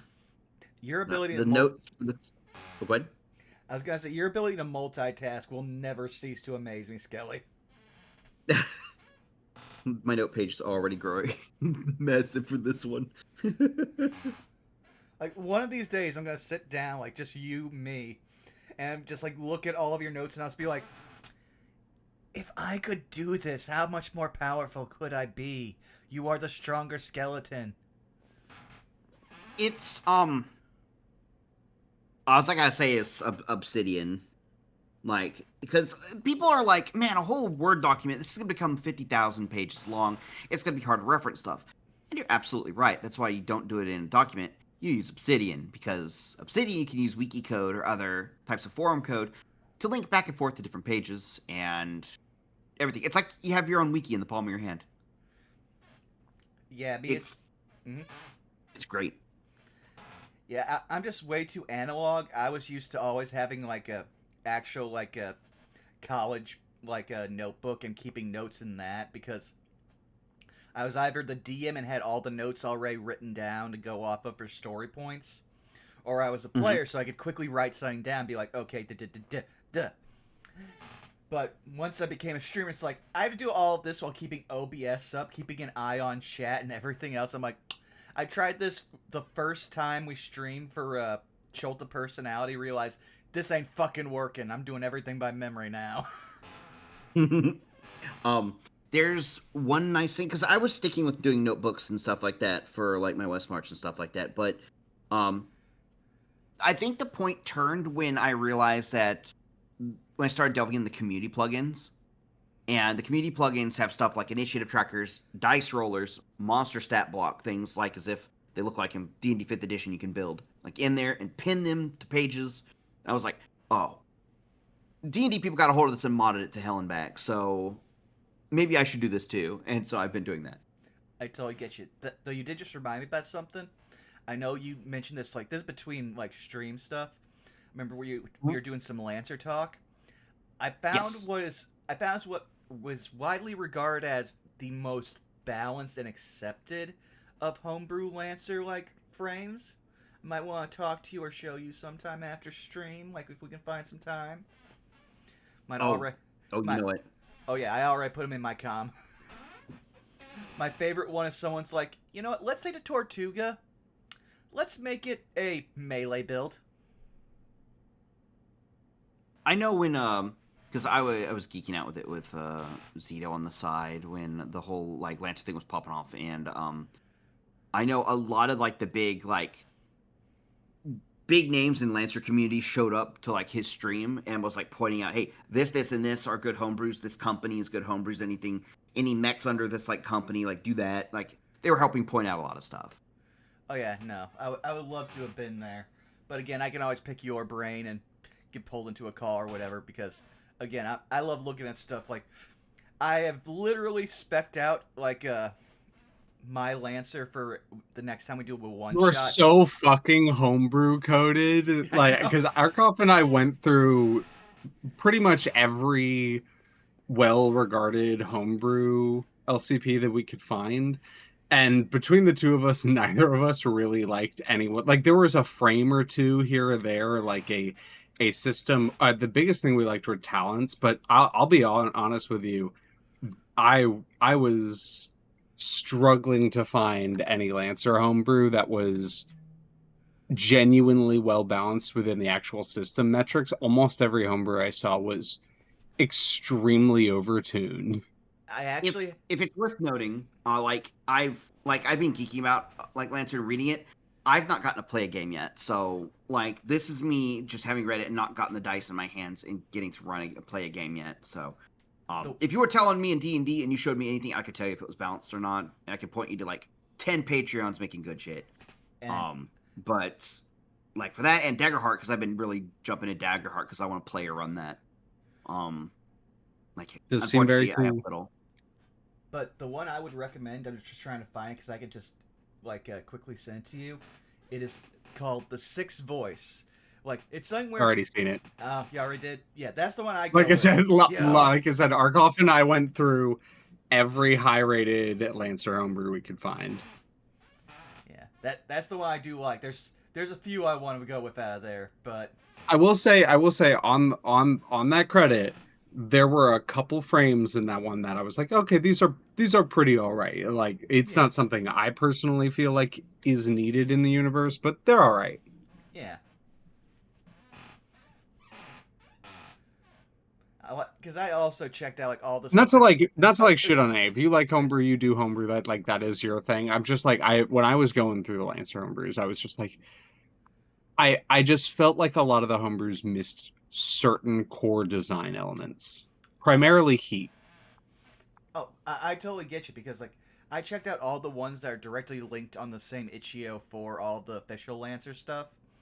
Like, Hmm. and I went through a bunch of them, and I was like, especially ones like that had really good pages. Like this one sold me on just the lore on the like because it was even a free one. It was a Grim and Sons one. I was like, this is okay. All right, first of all, That is very real in that, like, the lore writing from a lot of the homebrew is really good. yeah, but then I looked at it, I was like, just doesn't hit right. Just doesn't hit right. Though I will also, now that I at least know that you and Skelly and Saris have returned, I will do a quick bio break as well. So, BRB. Okie dokie. Okay. I am back. I got a refill and also got a snack. How you doing, Saris?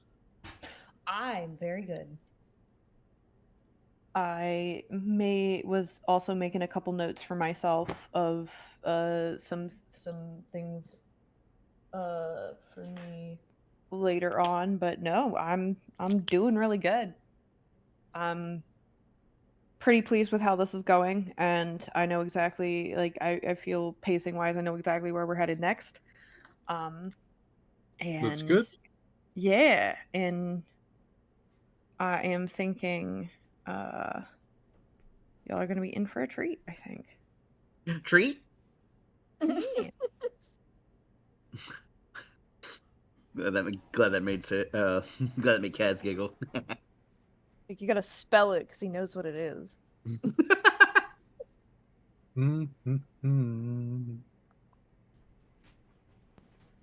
But yeah, no, I like I said before, I really appreciate y'all sitting through that.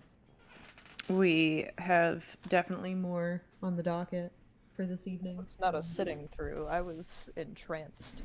Oh yeah. Oh yeah. I was Like I adding was to the locking theory in. fodder. I was locking in between like doing a little bit of drawing, typing like 5 paragraphs on that scene alone in Obsidian, and getting like the lock in, like staring at my screen like I was listening to the Magnus Archives for the first time. Oh yeah. Literally the same. Oh yeah. No, and like the second you confirm that, like me and Kaz both have the same nemesis, I was just like, in character Branson would have been destroyed, like emotionally. Me, I'm just like, let's lock the fuck in, Kaz. Let's have fun with this. It already had been like implied a few times, but it Yeah. is nice to get actual confirmation. Also, Skelly, knowing that you're a Magnus Archive fan, I don't think I can recommend Cazador's Guide more. Not to like shill my own I watched shit. the VODs. But, I watched like, the VODs. yeah, it is for anyone who's like, Magnus Archives is easily one of the biggest inspirations for that game. For Oh me. yeah, no, I tell Saris like because unfortunately like I stream the same time block usually. You're But very you bet, big on streaming, so it's hard you to. bet you bet your ass I watch them VODs in my spare time. Heck yeah! I'm glad you enjoy. I'm glad you've been enjoying it. But you said Magnus Archives. I was like, oh, I got Magnus Archives for you, baby. Yeah, Magnus Archives and Welcome to Night Vale are some of my favorites. I was showing some folks last night Midst, which is another really big thing that I listen to, and I get a lot of inspiration from. I think Midst is amazing. I'll have to look into that. I haven't heard that one. It's like space western sci-fi horror. Okay. Okay. Yeah. All right. That one you're definitely gonna have to send me in a DM because you hit like 7 of my you've hit 7 of my triggers there. You comboed them. It's so fucking good. Well, now, Mr. Y'all will have to meet one of my. You can't wait for you to meet one of my favorite characters. I'm sending that to. I'm just gonna send that in the general. Sounds great. Also, just pointing out, like, the fact that you were like, yeah, this felt like me watching the Magnus Archives. I'm like, that's such a high compliment. Holy shit. Magnus Archives. When you started dropping art, I'm like, oh, fuck. Lock in time. Go. Hugh. Like, I'm not even disappointed that like we didn't get to see all of them. I am so much more in suspense of when we finally get to see the one that we didn't get to actually see the art of. because that reveal is going to be so cool. Yeah, so I do apologize for that. I wasn't sure when exactly we were gonna get to this. So it was one of those things where I was like, oh, maybe I'll get the fourth and final beforehand. No. It's fine. It's fine. It's not a problem. It will happen eventually, and when it does, it will come at an opportune moment. We'll word it that way. I mean, like I said, like I am so happy that again, just I've got the plot hook. I now know that I've got a friend that I can just be like, Kaz, do we want to do something like this later on? Like that so much now. I'm just like I'm doing the raccoon hands. The plotting commence. Yes. I will be very interested to see. I'm not going to spoil anything, but I know the gears are turning. I will be very interested to see how your opinions of these things that have unraveled in front of you change over the course of this campaign. I say that with a big smile. I say that laughing, having just literally done a Blue Sky post about that I'll now have to probably link in the episode description. Because above game, I might have known kind of where Branson's character arc was semi-going with how my life was going, and now with some positive decision-making in my life, I was just like, yeah, no. This is how the story's gonna go. It's gonna be a lot. It's gonna be a ride, and if you watch wrestling, you're not going to be surprised. But, it's gonna be fun. I love it. That said, do we have everyone here? I believe so. I am here. Skelly, you're still here? Yes. Kaz, you here? Mm-hmm. Zan, you here? Present. Perfect. Are you guys ready to keep going, or do you need a couple more seconds? I'm ready to go. I'm I think I good. need exactly 2 more seconds. Oh. All right, I'm good. Let's go. All right. That wasn't 2 seconds, Skelly. Oh no. I'm so embarrassed.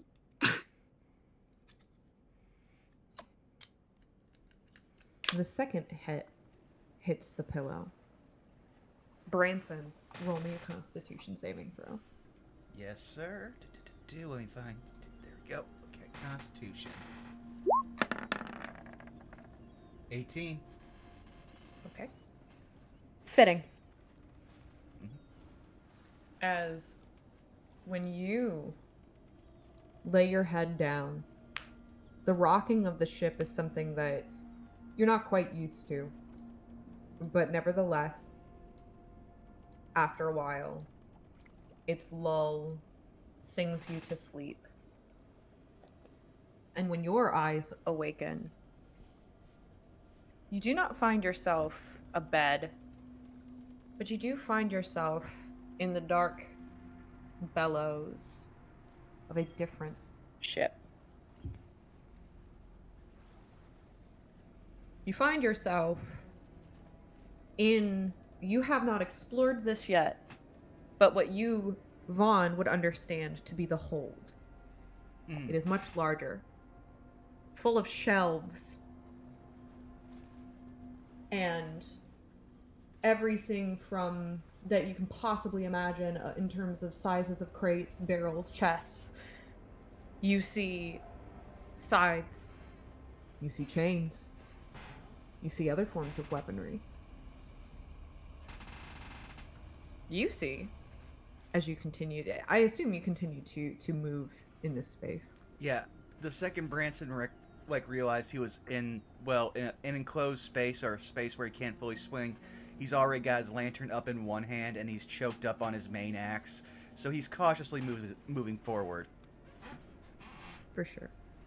You find yourself, you see sort of open area with a bunch of iron, what almost look like spiked cages. You also see what appears to be some type of strapping on the side of the wall. It doesn't quite look like the shackles you'd see in a prison. It looks a little different. you're not sure you recognize it at all. Roll me a perception check. Okie dokie. Do. Perception. There it is. 16. Now, and I promise this is related, roll me an investigation check. Oh, that's only a 9. This makes sense. This makes a lot of sense. As you continue to look around, your eyes now adjusting to the light, There is a singular lantern in here, but it is very dim. you also seem to notice there is some sort of like, it almost looks like a piece of wood that is attached sort of to this one wall. And as the ship that you're on sways, Something catches your mind's eye as you notice that this circular panel seems to rotate in whatever direction the ship seems to rock. Nevertheless, as you continue to look around you and you see a number of different very, very, very sharp and otherwise brutal looking devices, your eyes do stumble upon a pair of double doors. they also note above in the ceiling, what you clearly see is some type of trap, like one of the strings that leads to a trap door that's probably a staircase. Branson will try to steady himself by grabbing onto whichever chains have the least amount of spiked instruments.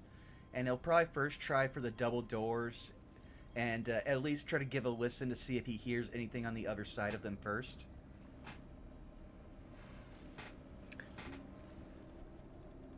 It's a little difficult as the groan of the wood and the ship swaying catches your ear for sure. But as you rest your ear against the wood, You begin to hear a steady irk, irk, irk, irk, irk, irk, irk. very rhythmically. And does that sound animalistic or does that sound mechanical? Like a creak. Okay. If it sounds more like a creak, he'll discount it for now and instead try to move back towards where the trapdoor is to lead to a higher deck. It's right above you. Yeah. So he'll reach up for that and then try to make his way upward. Roll me an athletics check. Will do. 17. 17. Very easy. You tug it, it Drops down below. You see nothing but darkness above you. But nevertheless, you traverse up. You find yourself on a different deck. This time, a different light source immediately catches your eye. a more natural one, a flame, a lit lantern you now see upon a desk. And for all intents and purposes, the shadow cast on the figure that you see sitting at the desk catches your eye.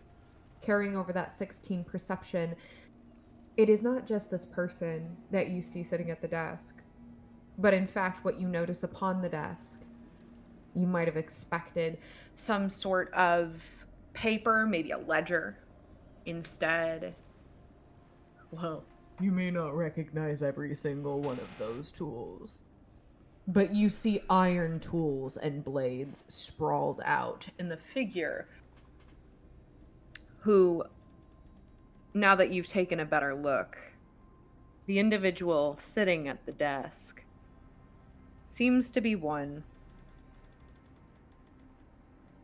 who looks a lot more casual than you might have expected.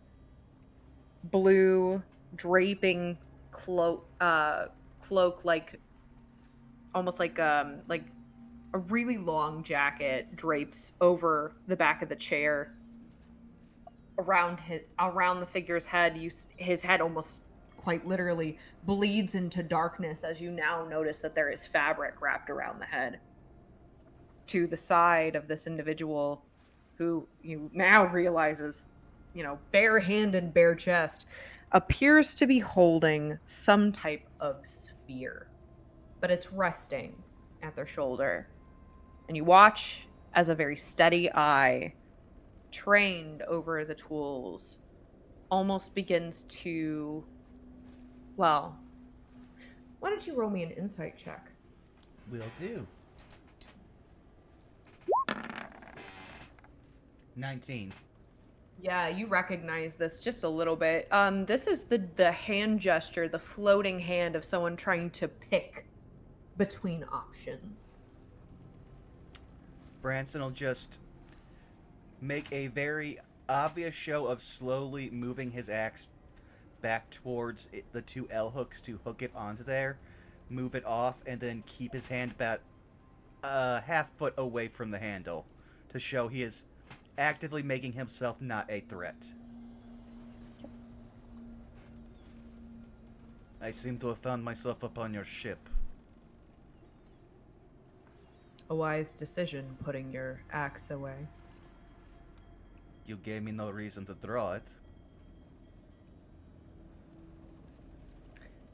And yet you have your own reason to draw it, just not here.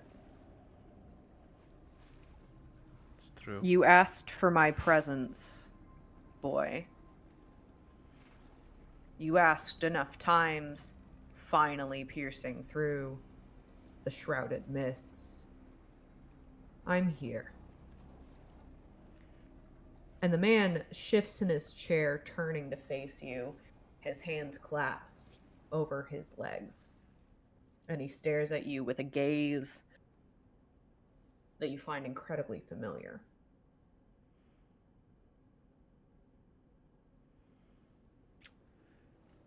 Branson's breath will actually hitch for a second because it's at this point, like, again, he was so on guard he didn't actually pick up on it, but now he recognizes it. But this is the first time he's actually seeing all of them. Mm-hmm. I am glad that you could still hear me so far away. You didn't exactly make it easy. Nothing is easy here, I've found. That said, I thought it might have been easier for you because apparently, as I've been told, you are a god. That's certainly a word for it. But no. Just because I hold the position that I do does not make it any easier to traverse the mists that enshroud you. Then, that is fair. Am I to believe that...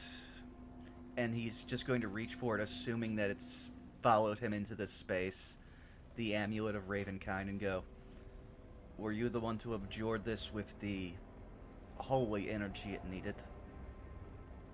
No, I don't know what that is. I'm gonna imagine he's probably seen Branson's very, for fuck's sake face, but without him, like, saying anything, just be like, in his head, add to list. Still, whatever you did to help with it, I am grateful.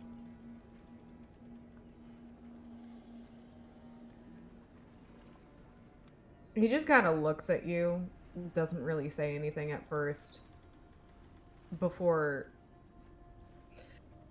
like, rolling his shoulders back, kind of like the way that a gym bro does, and he just kind of continues to look up at you and says, "You found your way into lands few ever leave. Whatever business you have to do with that," and he points to the amulet, "I can only assume is a part of your greater mission. Yes, it seems drawn to me. But you've answered enough about it, so it is irrelevant, and he'll just put it away.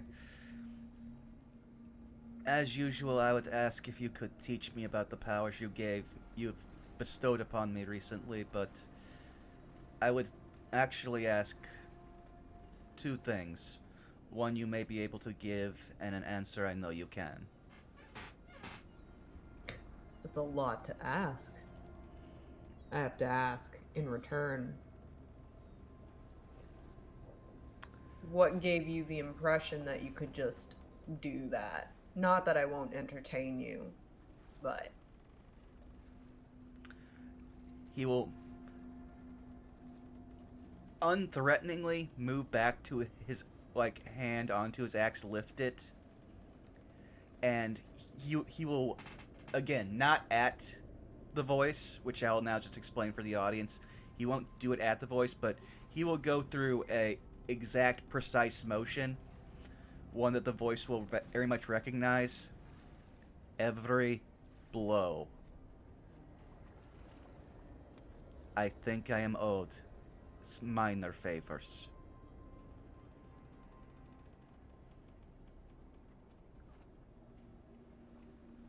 roll me a persuasion check with disadvantage. Fair enough. You can tell how very uncharismatic characters I have that I have to always find persuasion. That's an 8. And what makes you think that every time you swing an axe, it makes it any different than when someone else swings an axe? Because I dedicated 5 years of my life learning to swing it the way you taught me to. That's it? How many others would do it? Without question.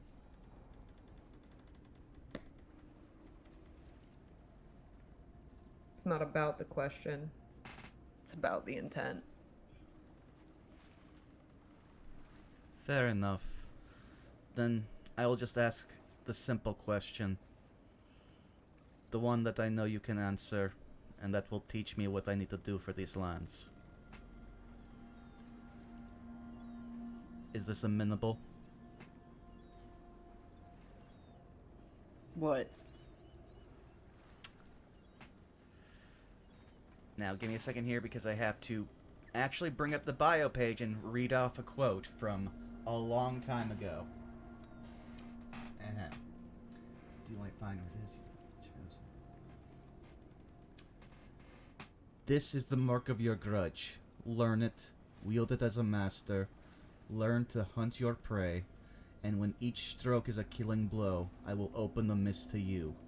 Take this axe and my power, and be the author to the anthem of your justice. Those were the words you gave me. The instructions... Correct. The instructions I have built my life around. I only have a question about how it has shaped me this far. Because I've realized it shaped me in one of two ways. You're the only one who can answer which way.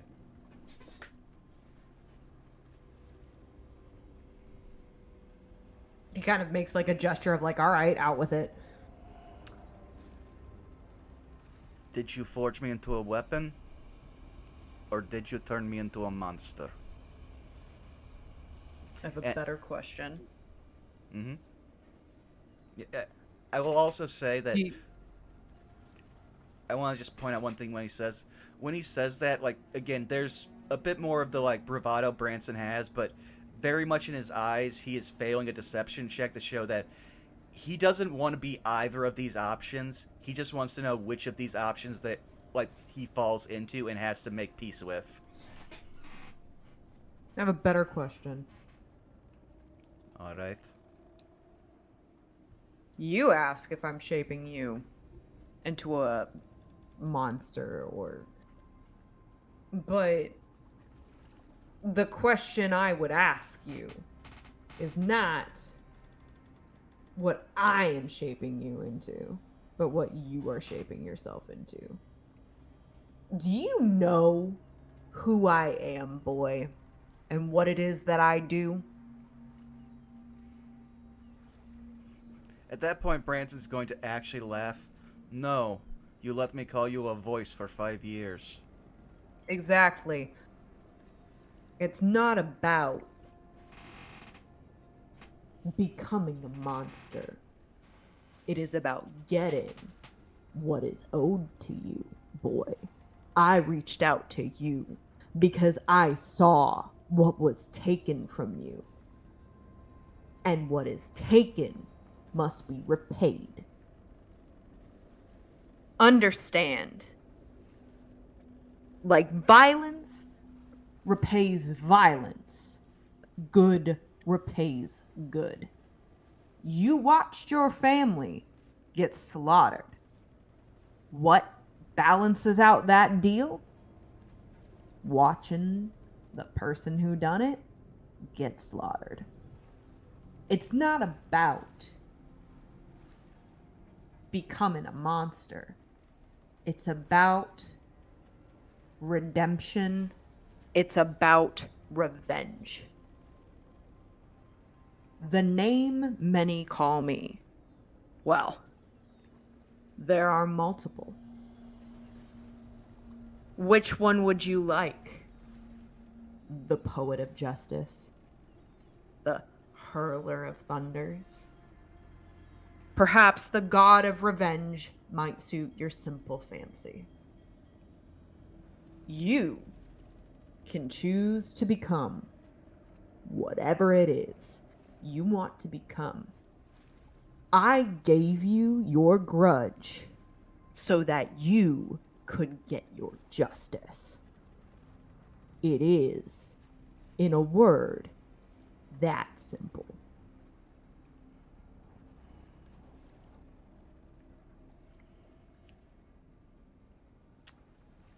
Very well.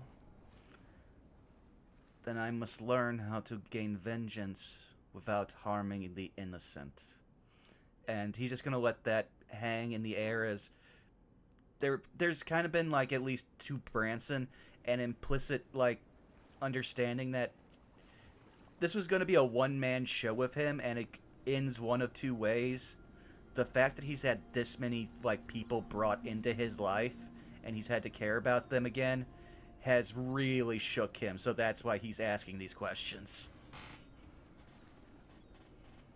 And if you need a reminder of exactly what it is that you agreed to in clear terms, dexterity saving throw.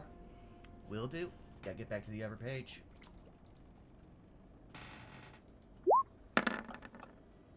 7. It like hits you like in the chin and then you catch it. It is a coin, but the engraving on the coin is two heads coming out of the same like the same portrait, one of which looks like a fit of rage and the other one looks stoic. That right there is a representation that has been used across many different groups of people, many different places. If you need a reminder of what it is that I sent you to do in clarity, crystal clear clarity, then there you go. A physical reminder. Very well, Hurler of Thunder. Is there anything else you would have of me before you teach me my powers?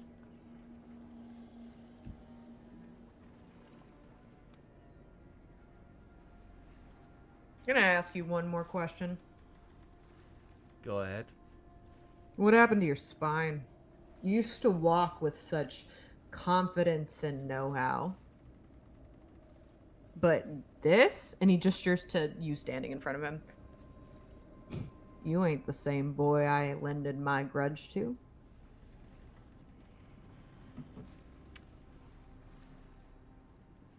I was not supposed to bring others into this. When I was brought to this land, not by your power, you brought me to the mists, and I thank you for this, but it is by a different power that brought me here. I was taken through a hall of mirrors. It showed me nothing that I did not already know. The path I was on, I would walk alone. The path I was on would lead me drenched to my neck in blood.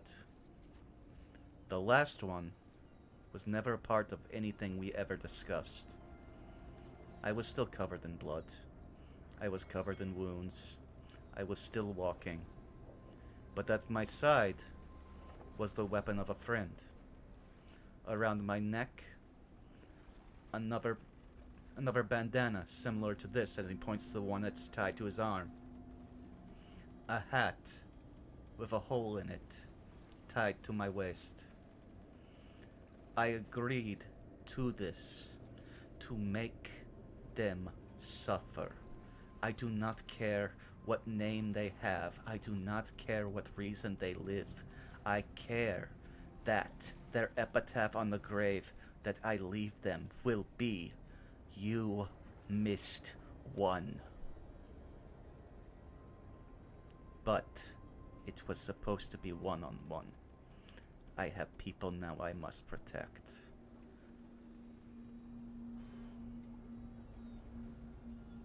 Kind of like looks at you and just makes like an open hand gesture, like, well. You asked your question. I did not guarantee you would like your answer. I mean, I don't see why that should waver your confidence. But I understand why you might have some questions then. But regardless of whether or not those people stand by your side, I only gave you one goal. However you see to it done at this point, I assume you're going to use the axe. I assume you're going to use the lantern. I have no doubt in my mind you will use every tool in the arsenal that you have developed, not only by my hand, but by your own. However you get the job done, all I ask of you is that you make it equal and worth it. That when, if it ever does, catch my ear that vampire is slayed by your hand, we're golden.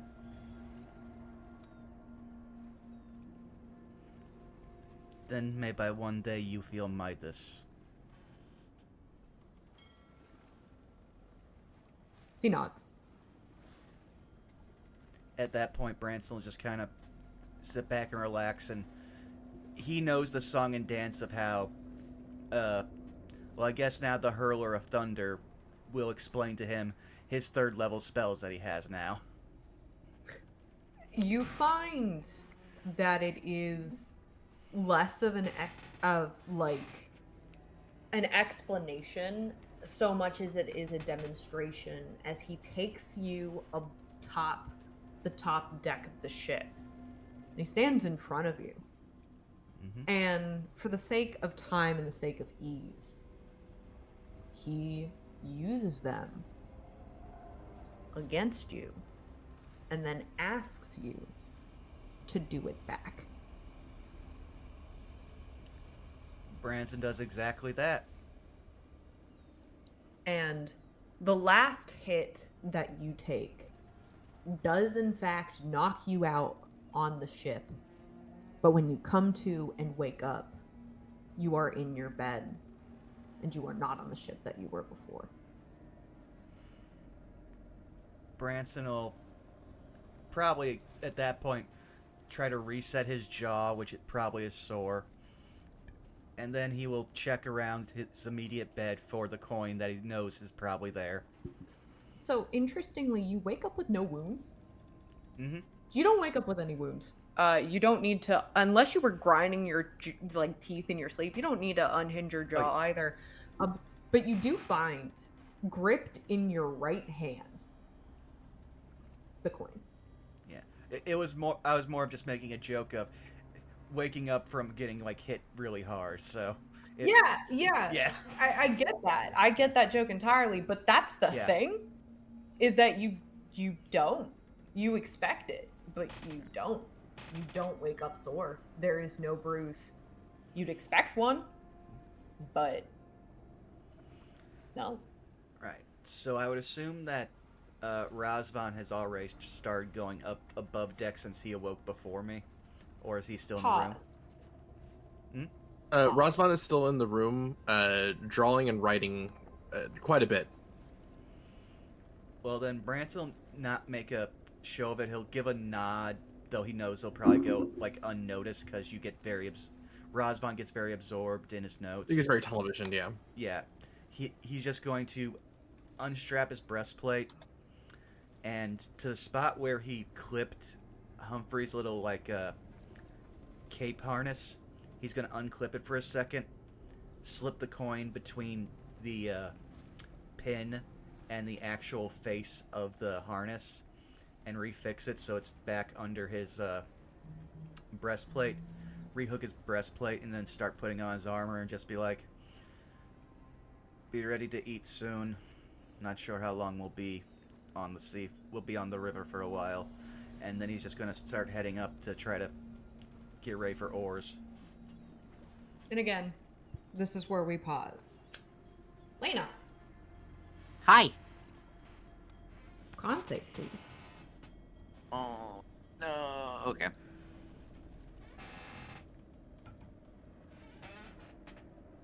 Oop, where is it? Why isn't it appearing? Oh, there it is. Okay, con save. 17. You expect something. It's about time, ain't it? You sleep through the night. You have a dreamless sleep. I see. You wake up feeling very refreshed, except that emotional burden that lays heavy on your shoulders and on your chest still lingers like a paperweight. Hmm. All right. The three of you all rise, having had 8 hours.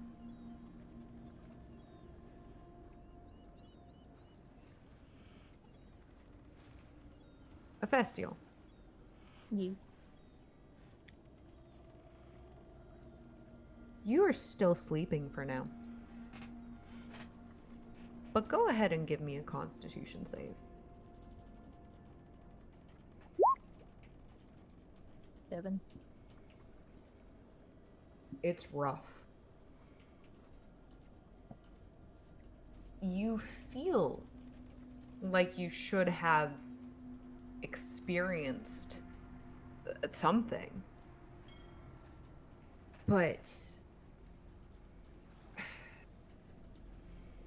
you swore you did have some kind of nightmare. But you don't remember it. For the record, you still get the full night's rest. You don't gain a point of exhaustion, but it's odd. Your brain, and as you wake up, your beating heart, painfully aware of the fact that you definitely had some sort of nightmare, but you don't remember it. All you remember is black. All you remember is darkness and the void of unconsciousness.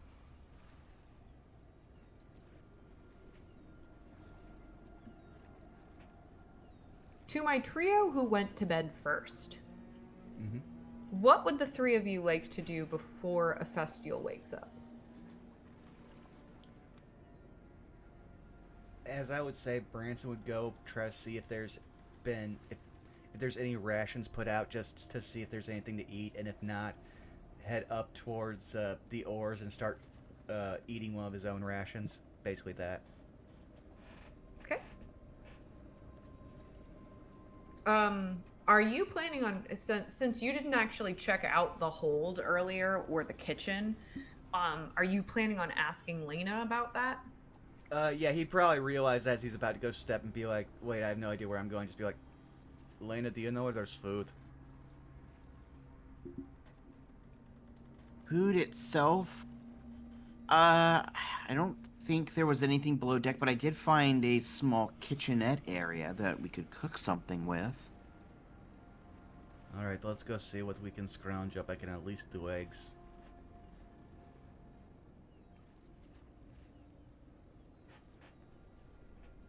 Lena would help double check and see what can be prepared together.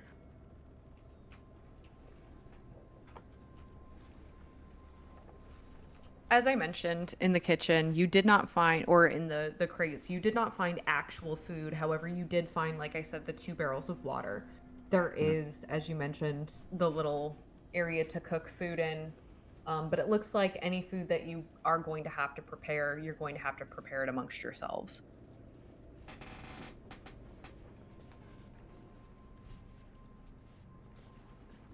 Alright, so I would say Branson, like he said, would, if he can find like some eggs or at least possibly some sausage or bacon, like anything that can be used in a skillet or like a frying pan, he will attempt to start like cooking up and give enough portions for everyone, despite the fact that he's trying to give himself big boy portions.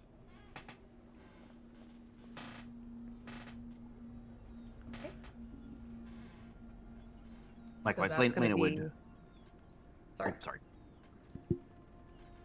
Lena would pitch in what hand that she could for preparing food. Okay. Sure thing. Go ahead and one of the 2 of you do a cooking utensils check with advantage since you have help. Do you have those on your sheet, Skelly? Because I forgot to add those. Let's see. I don't have proficiency, but I do have the utensils. Okay, well then I'll at least give you I'll at least give you the help action so you have advantage. Okay.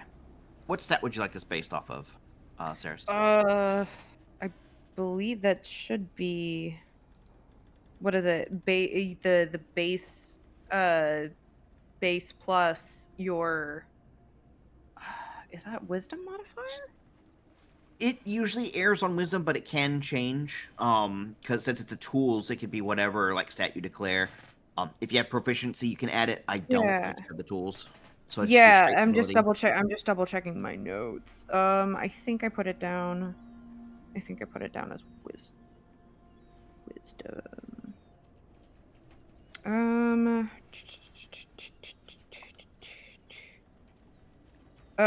Yes. Okay. Yeah, we're gonna go with wisdom. That's what I said. So plus your wisdom, and then You don't have proficiency, but you get advantage. All right, this is gonna be a straight D20 roll with advantage. Let's go. 13. 13. Okay. Yeah, you are able to very easily Create a pretty standard meal. Are you making enough food for the entire party or just for yourselves? I would say Uh, oh, go ahead. Lena does have 8 rations, so she would probably use a good chunk of her own rations, like to help out if Branson has anything as well, to help make a meal for everybody. Branson will win If there's some. anything to prepare. Branson will win some of his, but because again he operates on I need a lot of protein. He's going to use most of his like rations for himself while giving you stuff to fill out. Where Ophecio might not get a meal. Okay, here's some rations for them. Okay. And he will also work on like making some very shitty black coffee. Okay. And the 2 of you are able to make food pretty well. For flavor's sake, if you don't mind me, unless you would like something done differently, Lena, you are going to let Vern know essentially, and Vern. If you're cool with it, Vern is gonna go over and is gonna fly over to where Clem has been standing post, is gonna perch right in front of Clem. Yeah. Woo.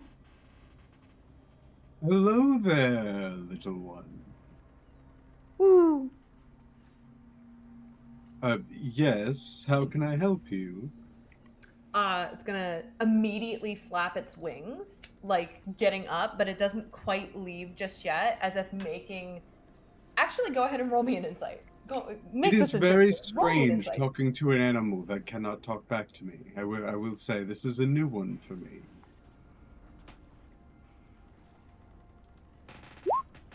15. It wants you to follow. Well, yes, lead the way. I stand up.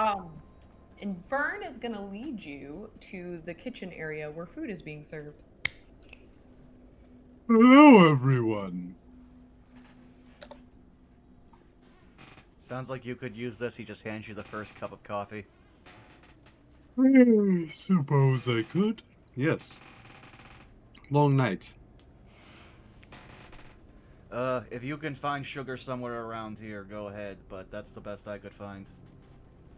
I have some strawberry sugar in here. I kind of start going through my herbalism kit. Mm-hmm. Brant's will just nod and drink the black coffee. Oh, Saris, how many rations do you want me to mark off for making people food off my sheet? So it's still going to be, because just like as a meta thing, there is going to be at least one full day of travel on. It's probably going to be more than that, but at least for the day, mark off a ration for everybody for the full day, because you're going to eat. Okay, so I'll mark off 5 rations on my end for everybody. Oh, 4, because Brant said I think you're doing your own. Yeah. Okay.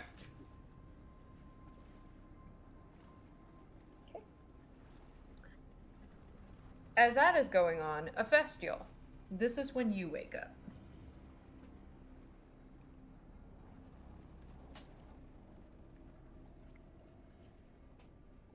He'll kind of stagger out of bed, probably even physically shaking from whatever he experienced, and a little disorienting from not remembering what it is, but the smell of food wafting up from below deck will probably lure him downstairs. Sure thing. And you find the majority, but not everyone, in a little bit of a huddle with food. Eggs, sausage, some coffee.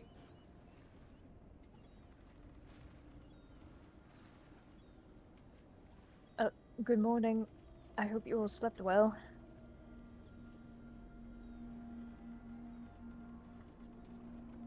Ephestio! Good to see you up and about.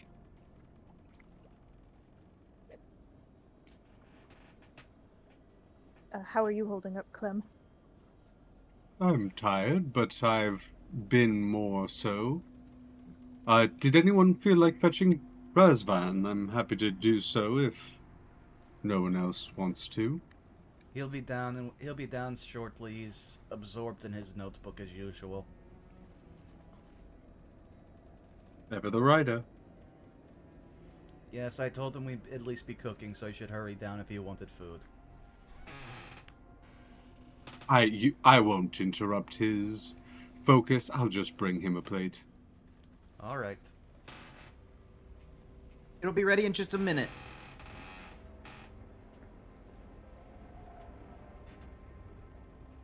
And once that plate is settled, I imagine, Clem, you go ahead and take it to Razvan, who... Are you still jotting down your notes? No, at this point, I think Razvan would have walked onto the main deck, kind of looking around, seeing where we are. I imagine he would be visible via the stairs, though, from where Clem is at. Yes. Ah, there you are. Yeah. Just Good. some food. I don't mean to interrupt. Kind of look around. What time is it, roughly, in the day? It is morning. He's gonna kind of put his hat back on to block out the morning rays. It is overcast, if it helps. I did not realize we had a cook on board. Elena's doing her best. Ah, then it should be more than enough. Thank you. Happily. Enjoy your morning, Master Razvan. Can I ask a question? Of course. Why are the oars out? Did we find some sort of marshland or doldrums? I believe Master Branson said that the wind was against us, and so we were rowing against it, but as it fared into the evening, I was just myself and could not keep up on both sides, so I weighed anchor. I never thought to pull them back in. Ah. Kind of realize the lack of experience in sailing. Appreciate it. Do you mind bringing up the other oar? I'll bring this one up. We don't need these. Oh, sure.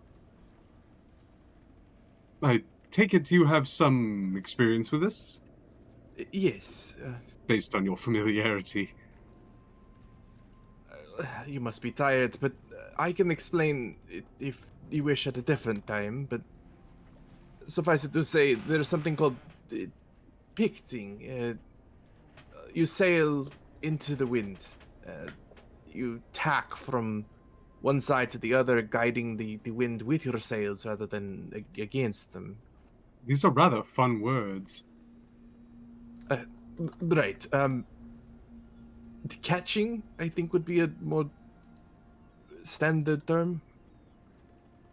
I think perhaps our captain of Festiel would probably benefit the most from your tutelage. Of course, I've been sailing for as long as I've been able to walk. Well, I feel like you would make a rather apt first mate. Perhaps, assuming we're going to stay on the ship for too long, I suppose. I have not been Ships able are to... a rather efficient way to travel around Carticus. I suppose you're right. Still, please, you look tired. Go get some rest. I will be fine. I'm merely going to take a nap up here under the... Well, you get more sun out on the water than you do near the woods. I'll enjoy it while I can. But I appreciate it. I will be around. I offered this to those that were awake last night, but Razvan, seemed troubled, and I'm not sure if this is a common thing where you come from, but in Skald, at least, there aren't really many places to decompress, and so I offer an ear to those who wish to talk about problems, issues, someone outside of their normal wheelhouse to speak about the things going on in their life, and I will be around if you need that. It is appreciated, but in truth, I'm far more concerned about some of my companions and the current state than I am worried about myself. Well, yes, usually the people who most often need help have that outlook. I kind of look inquisitively at you. But if I do find myself for loss of words, lack of definition, I will seek you out. This I promise. Merely offering an ear.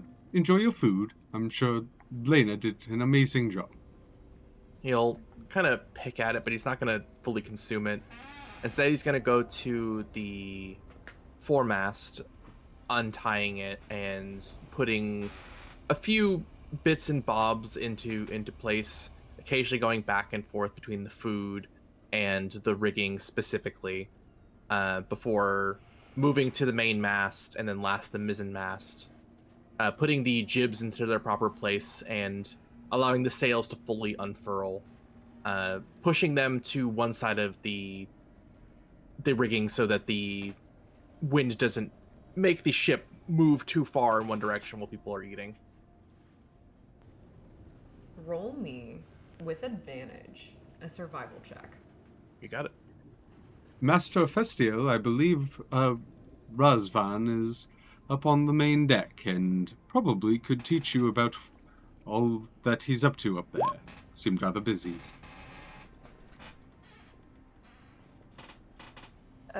Yeah, sure. I need a minute first. Maybe some food will help. Rough night. Take your time, dear. That is a So- soft 20. Soft 20. Some things that you notice. And it starts to click. The rigging, while it is okay, is a little worse for wear. You even see some sea rot in certain areas. You get the distinct feeling that, as it currently is with the current setup, it'll last you, and it'll probably last you for the trip, so long as not a lot of damage comes to the ship. But if you're thinking on the long term, a lot of these ropes might need replaced. If that's the case, then Razvan's going to take some of the cleats of iron, sort of short choke the rope so that has the least amount of tension possible on them, which will will make the sails a little less taut, but it should helpfully catch the wind without putting as much strain on the rigging itself. For sure, it does. And the other thing that you notice is, again, will 100% suffice, but you do notice on the main sail, the middle sail that you see there, which, for the record, is 20. The mast itself goes up 25 feet, and then the crow's nest puts it at a solid 35 feet. You notice that the mainsail also still fine, but would definitely need to be replaced if this ship is to be maintained long term. Understood. Once the boat is having a leeward sway, he'll raise the anchor if it wasn't already raised. Make sure the dinghy is nice and secured, at least out of the way. Try to bring it towards the center of the ship for the purpose of balancing the ship while people are eating. Sure. And then he is going to sail what he assumes is the correct direction. Two things then. An athletics check for that anchor. Okay. 5. You think you're gonna need some help. It's heavy. But as for direction, you don't currently have a map. However, given the direction that you cast off in, assuming you're going down the correct direction, I'm going to request a slightly different, but still a survival check nonetheless. Soft 20. Another soft 20. Yep. You may not necessarily know exactly where you need to go, but you recognize where the current is going. You recognize where the bow is pointed, and thus you're able to stay on course again pretty well. You are at the current juncture, you are in the middle of a valley. Well, with the anchor still being down, we're not going to go very far. No, so for sure. If it's okay, I think Razvan would like to cast Featherfall on the anchor to narratively make it lighter before pulling it up. Sure, go for it. So he will do so and bring up the anchor, putting it on its side before rushing over towards the rudder controls and beginning to sail a bit more at ease. He's gonna, if the wind is against us, he will do a tack port then starboard to very slowly guide against the wind, but still gain momentum. I would say with that 20, I'm gonna keep that because again, keeping the survival check was more to see if you were able to determine course, right? I'm gonna go ahead and add to that as well. Let me roll what the wind is. Okay. Yeah, you have a favorable wind today. It seems to be going not fully to the northwest like you would want it, but it is a northern wind. So at the very least, it's going to carry you pretty favorably. He's still going to oscillate between close hauling and close reaching to make sure that the ship isn't moving too fast and isn't going to be rocking too quickly as we're moving. For sure. And with that, is there anything else you would like to do? Do before I smash cut? No, I'm good. Okay. Other than, I guess, maybe downstairs they might notice the ship No, moving pretty fast. For sure. The four of you downstairs would be able to recognize the ship has started moving again. Whoa! It's just Clem getting off of balance because the ship moves. That's all. Razvan's really getting up to it up there, Ephesio. Like, I give Ephesio the eyes, like, towards the, you want to go check it out?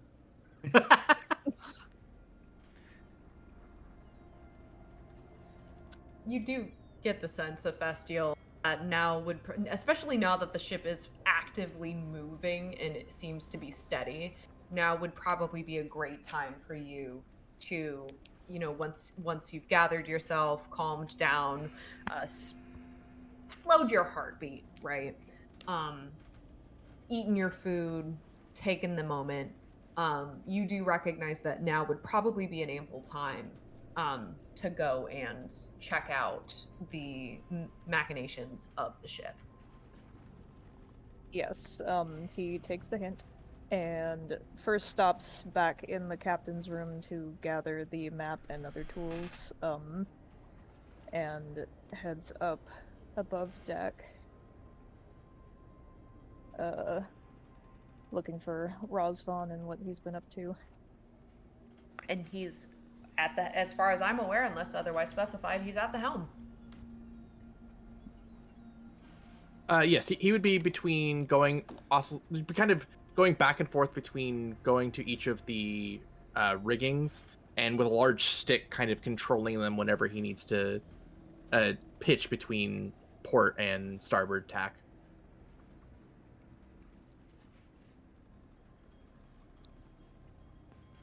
Razvan, apologies for the state we must have left this ship in. I have a map, if that would help. Oh my goodness, quite so. Good morning to you, Captain. I hope you rested well. Well, I rested. Good one. We'll smile. I suppose that is enough. Yes, you're looking much more lively this morning, too. Yes, I found a renewed sense of purpose in my rest. Far more than usual, I'd say, but it's also nice being back on the deck, I suppose. Is there anything I could help you with? It depends. Would you mind manning the wheel while I continue the rigging? Of course.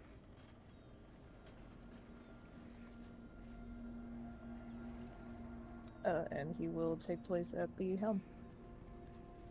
Unless, of course, he kind of leans in. You've had any scuttlebutt aboard? What is a scuttlebutt? Gossip. I can't say that I do. Oh. Next time, maybe. I'll hold you to that. As he moves happily between the rigging, kind of humming a shantied tune.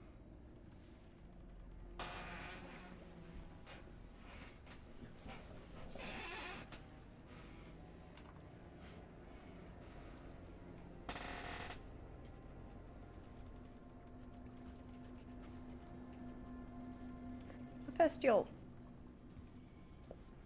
As you watch him seemingly in his element, you sort of look about that amount of expertise that you see, and you look at the ship as a whole, And questions start to fill your mind about what does what?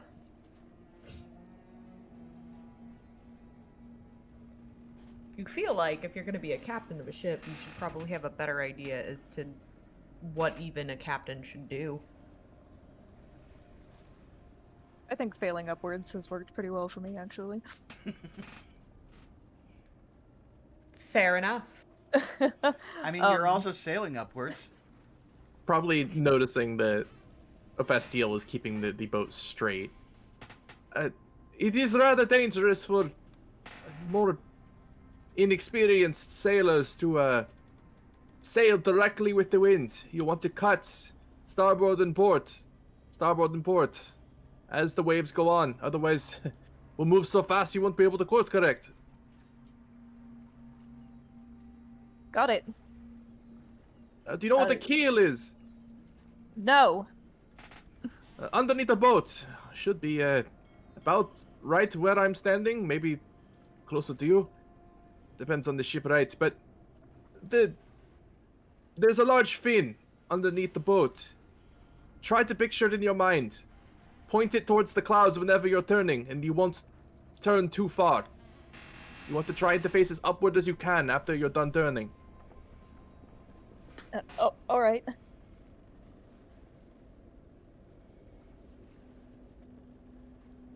Actually, one second. He will run downstairs, grab a cup of whatever has liquid in it, and run back upstairs and place the cup near Ovestiel's feet. If you want to know roughly how ragged your turns might be, look at the liquid inside. If it's beginning to spill over the top, you need to turn the other direction. Oh, that's helpful, thank you. He'll smile before heading back to the mainsail rigging. If you wouldn't mind, while you're at it, could you explain to me what you're doing? Yes. When you turn the wheel, it turns a rudder, a wooden fin on the back of the ship. That helps move the flow of water from one direction to another, allowing us to turn. But the rigging here, for the 3 masts, they will not turn with your wheel. That has to be turned manually. So I'm learning to each one when you turn, so that I can turn these as well.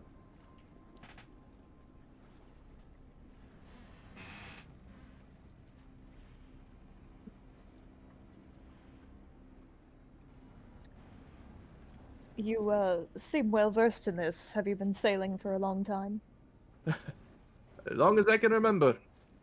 I was tying knots before I could walk. Well, I feel very confident having such an expert here to help. I am happy to be of assistance. I will admit this is the most, I suppose, comfortable I've been in Gardaga since we arrived. I suppose we needed some sort of familiarity. I wish I could say so about the forest, but, well, we know how that went. True, but let us hope we do not sail into the mists. I don't know how that would turn out. Well, given prior experience, probably not well. True, to say the least. But we will need to replace this rigging and some of the mast holes. The pitch seems doable for now, but the ship's going to need a lot of work if we're going to be using this for more than just this journey. Well, I'm certain we will. We can cross that bridge when we get there.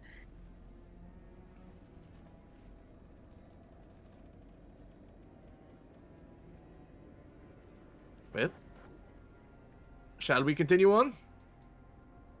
Lead the way. You'll go to the poop deck and look at the map. If this is what I believe it is, then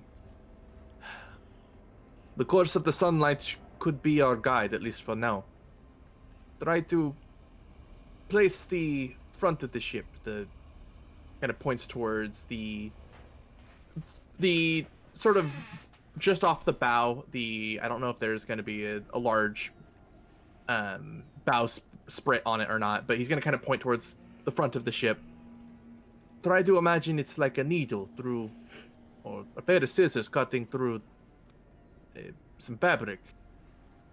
Try to guide it one way or another. Helps to picture it, but if you follow the coastline here, and you point towards the map, I believe that would be the right direction. We have this too. He'll hold out the compass. Ah, even more prepared. Okay. He'll take the compass and try to help navigate a position between the compass and the map to where we need to go. You're able to do so with pretty decent success, all things considered. The compass, you'll note, is a bit rusty, but it still works. He And- will nod, kind of out of Festiel. Looks like we are going in the right direction.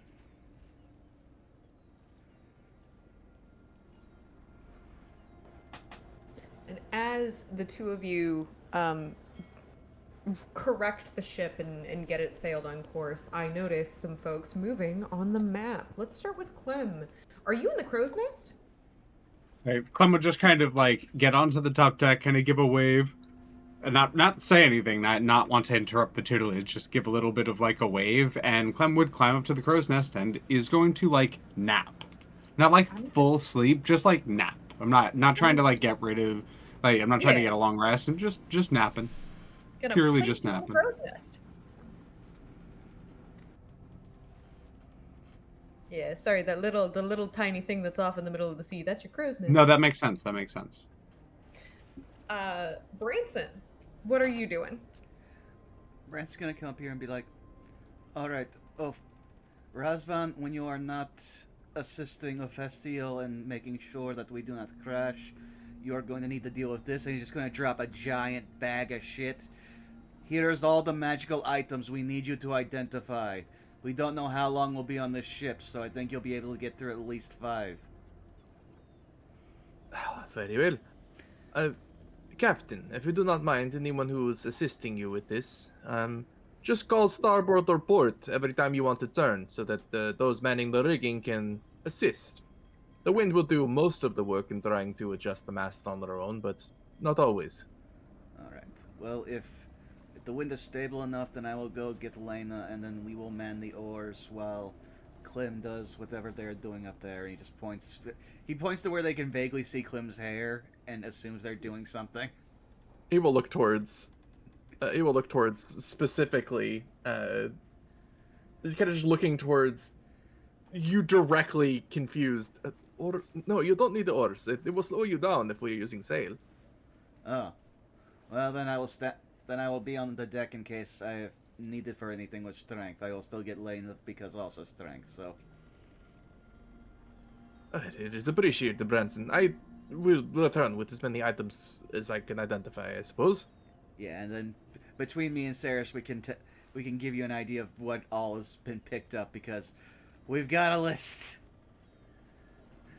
He will go towards whatever the equivalent of the barrack or mess hall is, and imagine there's a sizable enough table there to spread all the items out. Yeah, You find in the kitchen is going to be your best bet. There's a long enough table there that you're able to do so. Okay, now I will pull up my list and I put my glasses back on because they were giving me a bit of a headache, so I can read off at least what I've got recorded here. Do you mind just typing them out for me? I will have to copy them because I put them all on my character sheet, so I'd have to do it that way. But give me a second. Oh, fair. I can tell you. And it probably would have been like cleaning up the stuff in the kitchen when y'all came in. Yeah, I can tell you at least the first one. There is a most likely cursed brooch because it's a brooch with just a skull head on it that Branson's kept in a little baggie and he has not touched directly since he found it. So there's that. Okay. There's that. There's the moon dial of size we have been ignoring because of how big it is, and this is a game. Okay.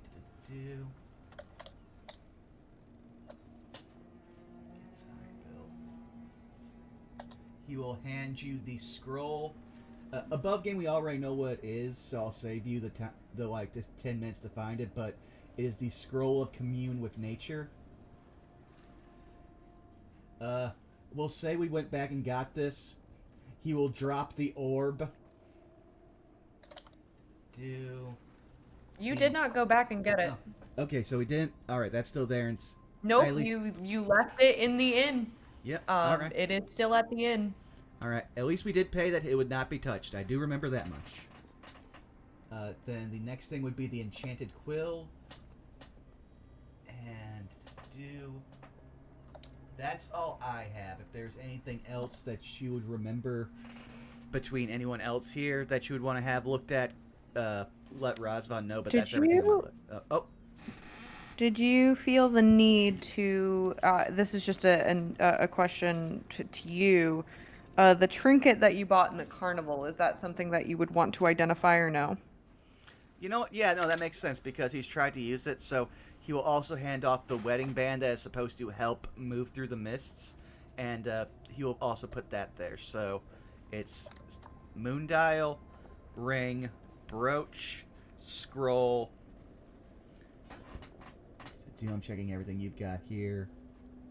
Yeah, we can erase orb, the quill, and that's everything on my list.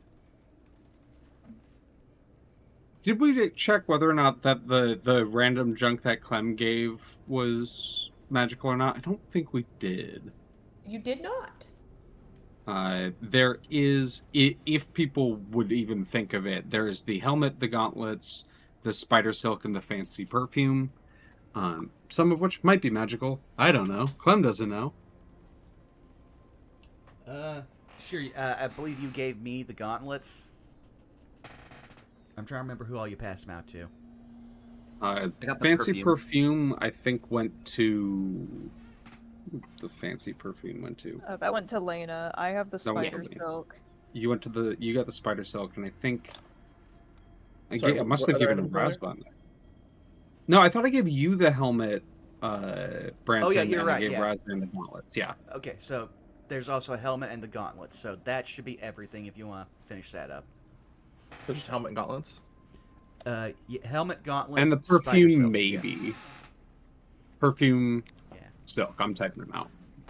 And we're not asking you to like burn spell slots, just as much as you can ritual cast.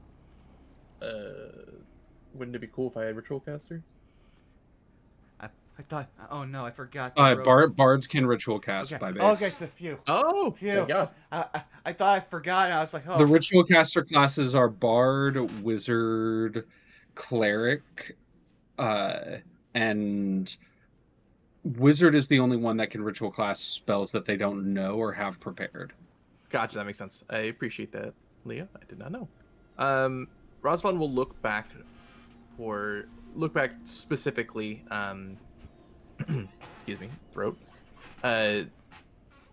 towards Lena. Would you mind getting a wing feather from Vern?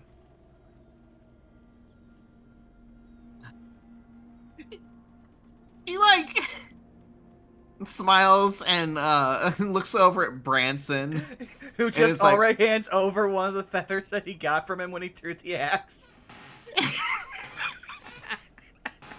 I was just about to ask him if you wanted me to borrow your axe or not. She's just like leaning up against the wall, across her arms, with the smuggest look on her He's gonna face. go, I did not kill Vern. I did not even touch him. We've been over this. It's been 2.5 weeks. Pouring, She's like me. She's like giggling. And she's like, it's just funny. pouring a large bit of wine into a wood bowl. He will take out the dust we secured and put it into the bowl, and then with a owl's feather, which is part of the components as well, he will kind of mix it up and slowly begin to, every 10 minutes, try to identify something.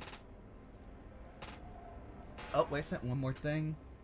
There is a silver whistle with a wolf's head. That was a oh. trinket. That was, if I remember correctly, which if I don't, crap. But if I remember I correctly, remember that description, Saris. I do. Yeah, that was the trinket that was bought at the carnival. Ah, okay, cool. I also Alright. have something that was given to me called a stinky dagger. I don't know what that does, so I'm trying to identify that as well. It's a poop knife. It's a poop knife. There we go. All right. Well, then Branson will just be like, all right, we will go and assist Ophestio if they need anything up top that requires our strength, and he'll just point upward. If anything happens, Razvan, just yell up through the hole. He will nod before pulling out his notebook and beginning to take notes as he's ritual casting. Nod and head. So, Oh, go ahead. oh, you're good. Sorry. Just gonna move my token up there, and that's all I was gonna do. Lena, was there anything else you wanted to do before you headed up onto the deck? Not particularly. Yeah, that was really it. Okay. And I would say, given the situation with the steering, I would imagine that Branson and Lena, your current position is to help with the rigging. Mm-hmm.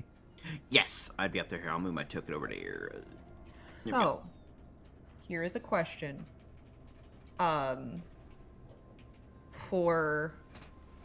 For you, Razvan. You can ritual cast. How many pearls do you have? Well, it doesn't say it consumes. Yeah, pearl. generally pearl Oh, doesn't doesn't? consume. Yeah, it doesn't consume the pearl. The spell will say if it consumes the item. The spell does not say Oh, if it consumes okay. the Yeah. item. So you just My need bad, it. my bad. Yeah, there's actually- I'd pulled it up, but I wasn't. Okay. No, you're totally fine. There's actually Good thing to double check. Good thing to double check. Saris, I know you're an old head D&D like me. Previous editions, you had to drink wine with pearl dust in it, and that would consume it. Yep. I remember. Oh yeah, no. I know because I've watched like some very early like 5e sessions. A running joke for identify used to be you had to put the pearl in your mouth. Cool. Yeah. That was a joke that is still done a lot to these days. And whenever I have a character that casts identify, they always pop the pearl in the mouth before they But cast. Rasvan does have a pearl worth 100 GP. Yes. So that said, we're gonna get the easy bit out of the way. The helmet, the gauntlets, the wedding band, the perfume, the silk, the moon dial are all non-magical. Okay. Easy clap. Yep. I will need that list again real quick. Yep. I'm fighting Discord. All of the clum shit. You could just say it out loud, and I'll write it. It's mundane. Okay, it is the moon dial. Got it. The wedding band. Got it. The helmet. Got it. The gauntlets. Got it. The perfume. Got it. And the silk. Got it. All of that non-magical. Damn, you got fucking pranked. Here's this ring that helps you go through the mist. It doesn't do anything. Well, no, the best part is like there was something super magical in the room with the moon dial that we completely missed and brought the big heavy thing with us. Well, amazing. So I'm blanking on the wedding band being the thing that's supposed to help you travel through the mist. That might be an error in my notes. I'm so sorry. Oh no, that's totally fine. I do remember what it was. We met a Vistani while we were at the carnival, and that's what they were upselling. Branson spent all his like money on that, thinking it would help him find his nemesis. Oh, was that the whistle? God. It was the whistle. Ah, oh, then that's I am the fool. Yeah, that's why I was confused about the wedding band. I was like, I don't know where you got that from. I don't know where that came from. I don't have it in my notes. Well, regardless. Regardless, the whistle is magical. So let's start from the top. The cursed brooch. It is not called that. It is called the brooch of the brooch of held torment. It is a trinket. When worn, not attuned, and I can type this out, but when worn, you are able to, in a similar way as surface level detect thoughts, identify the torments. Like if someone in a room is tormented or is melancholic or is potentially, holding such a thing, so to speak, it will sort of give off a very distinct aura and will even change color. I'm also typing up just short things that we can put in the notes for later too. So I appreciate it. no problem. A scroll of commune with nature. That one, I'm not touching that You'll one. never guess what that is. You'll never guess what that is. Does it allow you to cast Commune with Nature once? Yes. Correct. Crazy. I know, right? Wild. The enchanted quill is known as the Quill of Quandaries. It is a quill in which can only write in questions. It can use any ink. That ink will be considered magical for whatever it writes in.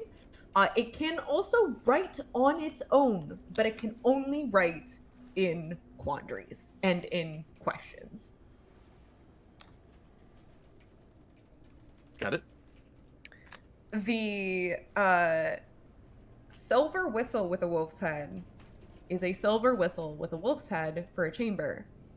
However, this is a wayfinder. This item, when held, will allow one person to traverse through the mists. If, keyword, they know where it goes to. As in the mist or where they are going? As in where they are going. Got it.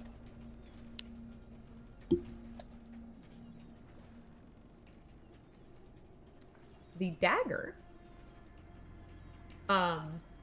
is a magical dagger. It is not, it is a base dagger. However, upon a hit, it releases an odorous smell, requiring a constitution saving throw. It will physically emit a colored gas, requiring a constitution saving throw. DC 12. Upon a failure, the person is poisoned for the next minute. Got it. Yep.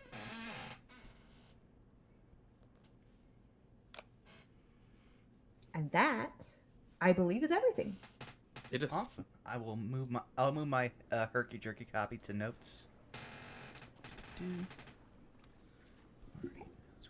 You're always higher than I think you are. And as that wraps up, I would like Clem is asleep. Let's see here. Yeah, we'll go with a Festial. Roll me for this, it'll be with advantage, a perception check. Okay.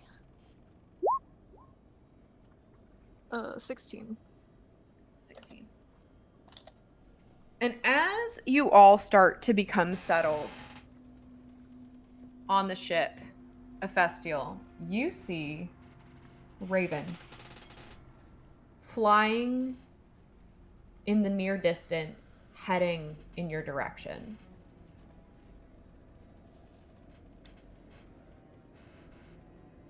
Incoming. It very well might be. It's a good guess. You're not sure, but it's a good guess.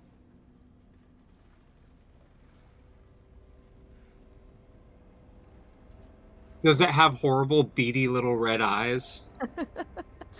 It's hard to tell from this distance. Yeah, that's fair. That's fair. But it's oncoming. It appears to be dead set to perhaps not collide, but to board your ship.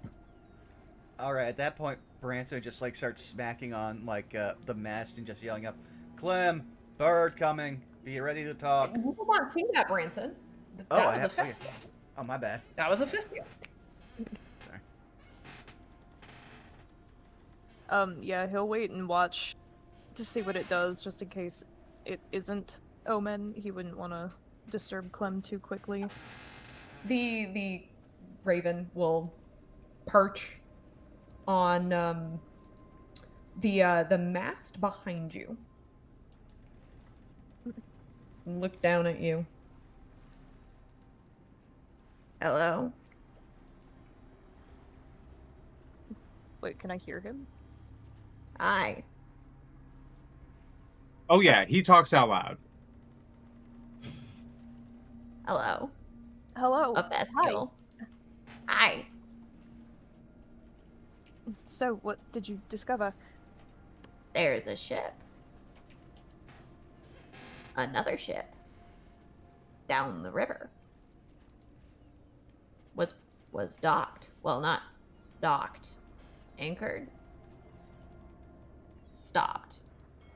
It was stopped. Down the river.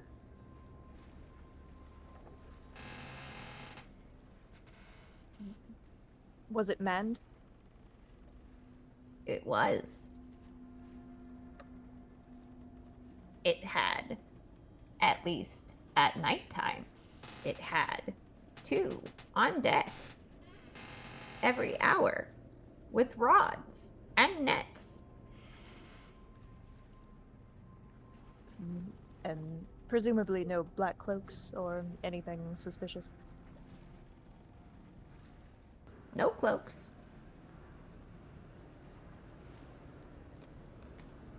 Alright, thank you so much for your assistance. Clem's up in the nest up there. Okay. And you watch as what you now recognize as Omen to be, or you assume definitely is Omen, flies up and perches on the crow's nest, but does not disturb Clem in their sleep. Ophistial turns to Elena and Branson. It appears we're just in front of probably a fishing boat. Oh. Fisherman? We did spot something after all of you went to bed last night. But, you know, just in case, we had Omen go and see what it was, and I don't think it sounds like anything to worry about, but just in case.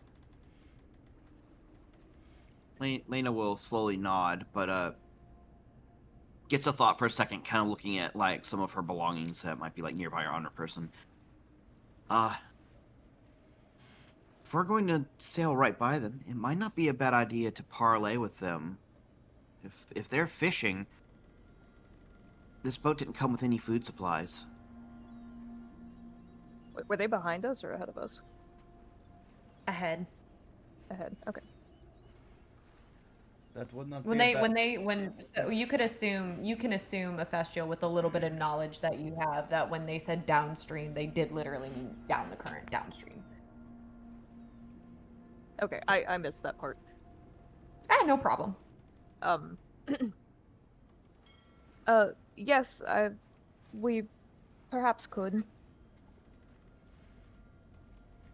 Alright, then you'll just We watch kind us... of... Sorry, go ahead. Oh, go ahead. I was just gonna say, at this point, Branson just pulls his hood back up as he's like, we're gonna be parlaying with people. He does not need the usual snake monster bits, so he's just gonna pull his hood up and try to not be unobtrusive.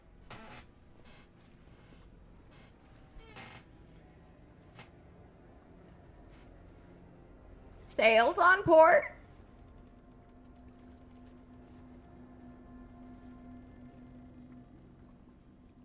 Lena starts looking around. Roll me a perception check. Okay. Perception. Yeah. 13. On a 13, it's a little hard, and you decide I'm gonna look through Vern in this moment, and you allow your eyes to merge with his as he perches himself on the bow. Sure enough, it's a little difficult to see. However, you see patchwork sails downstream on the port side of the boat.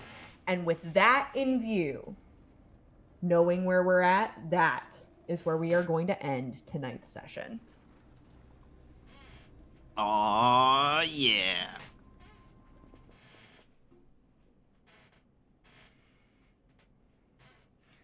that was another On the session boat with Remote.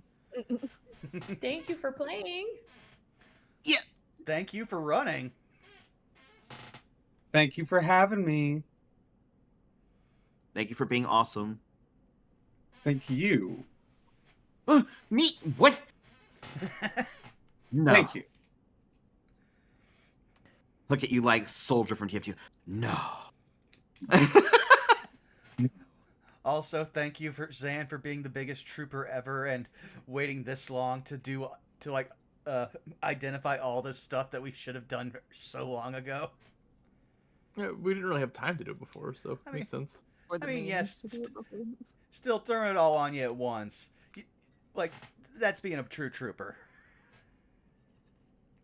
You'll remember. We will remember, because it's the 21st of September. Thank you. Sorry, I picked it up. Hey. Yep. We remember. Yep. There you go. Look, I'm a disco skeleton. If I didn't remember that because of all the disco skeletons dancing to the meme of that Earth, Wind, and Fire, like, I'd be out of a job. You just retire at that point.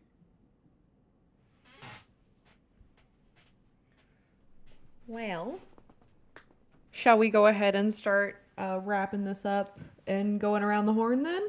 Sounds like a good thing. We can indeedy do. Sounds good. nose goes. I'll go first. Hell yeah. Hi, I'm Zan. You can catch me on my blue sky at Xanalos Grim, where I post everything I'm doing. I'm doing quite a bit. Don't really want to show more than I already have, so I'm gonna hand the skull gently wrapped like a gift to Leah. I'm going to take the skull and I'm going to look at it and I'm going to cry because this is the skull so many of my friends have used to talk. And I'm going to use no more time. I'm Adam using Thalia. I'm doing my stuff. I'm on at Distortion Devil's channel doing stuff there on Fridays. If you want to find me, I'm sure you can. But who you're really going to want to find is Kaz. Here you go. Throw the skull. Oh god, don't perceive me. Hi, I will take this skull, and introduce myself as Catastrophe Cos. You can find me on Instagram at Blue Sky. I'm also on Instagram and Blue Sky at Sarcastic Vision. That is my art account that I will probably be spending a lot more time on in the near future. Oh yeah. Yeah, I'm here doing stuff. That's it. Okay. I will very passively hand the skull to Saris. Hi.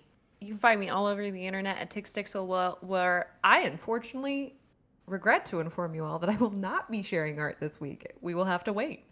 That's okay. But you can find me on a bunch of different channels doing a bunch of different things this coming week. Like I said, there are some things that are up in the air, but as soon as I know, you all will know, and I will be posting it on Blue Sky.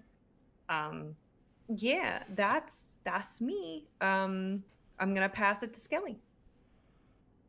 Hi, everybody. It's your boy, Scaly Alpha. I can be found under the same name at Blue Sky and Twitch. This upcoming week is mostly filled with the Liminal Escape Donathon, where I play through getting through the Minecraft backrooms, and you can throw money at me to help or absolutely shatter my plans. Other than that, it'll be Paper Mario D&D on Thursday, and on Tuesday I'll be doing a collab with some pals playing Vintage Story, which those that don't know it is a fork of devs that used to make the mod Terra Firma Craft in Minecraft in 1.8. Went on to make their own game. It's fantastic, has Dark Souls lore, and has Eldritch Horrors all over it. So that's what I'll be doing all this next week. From there, I will pass it on to... Is it just Vaughn at this point? Yeah. I think so. Yeah, I'll pass it over to Vaughn. Going all the way around the horn. Yep, and we're back to the original skull. Hi, you've already found me here at twitch.tv/BurnoutVaughn. You can find me on Blue Sky and YouTube at Burnout Vaughn, over on Patreon at Burnout's Bar. Not much going on. We're dealing some nuts tomorrow over on Leah's channel, and then this Saturday we'll be doing some more No Love War Extra, where again it's Sakura's all the way down, all the way down, all the way down to the center of the moon. Okay then. But I've already seen who we've got up online, so we're gonna go raid Zito. What should our raid message be? Skelly, you know best. Crap. Let me think. Hold Why on. aren't you mega bonking? Why aren't you Mega Bonkin? Okay. Thank you all for coming out. We'll see you again sometime soon. We love you. Bye-bye. Bye-bye. Bye-bye now.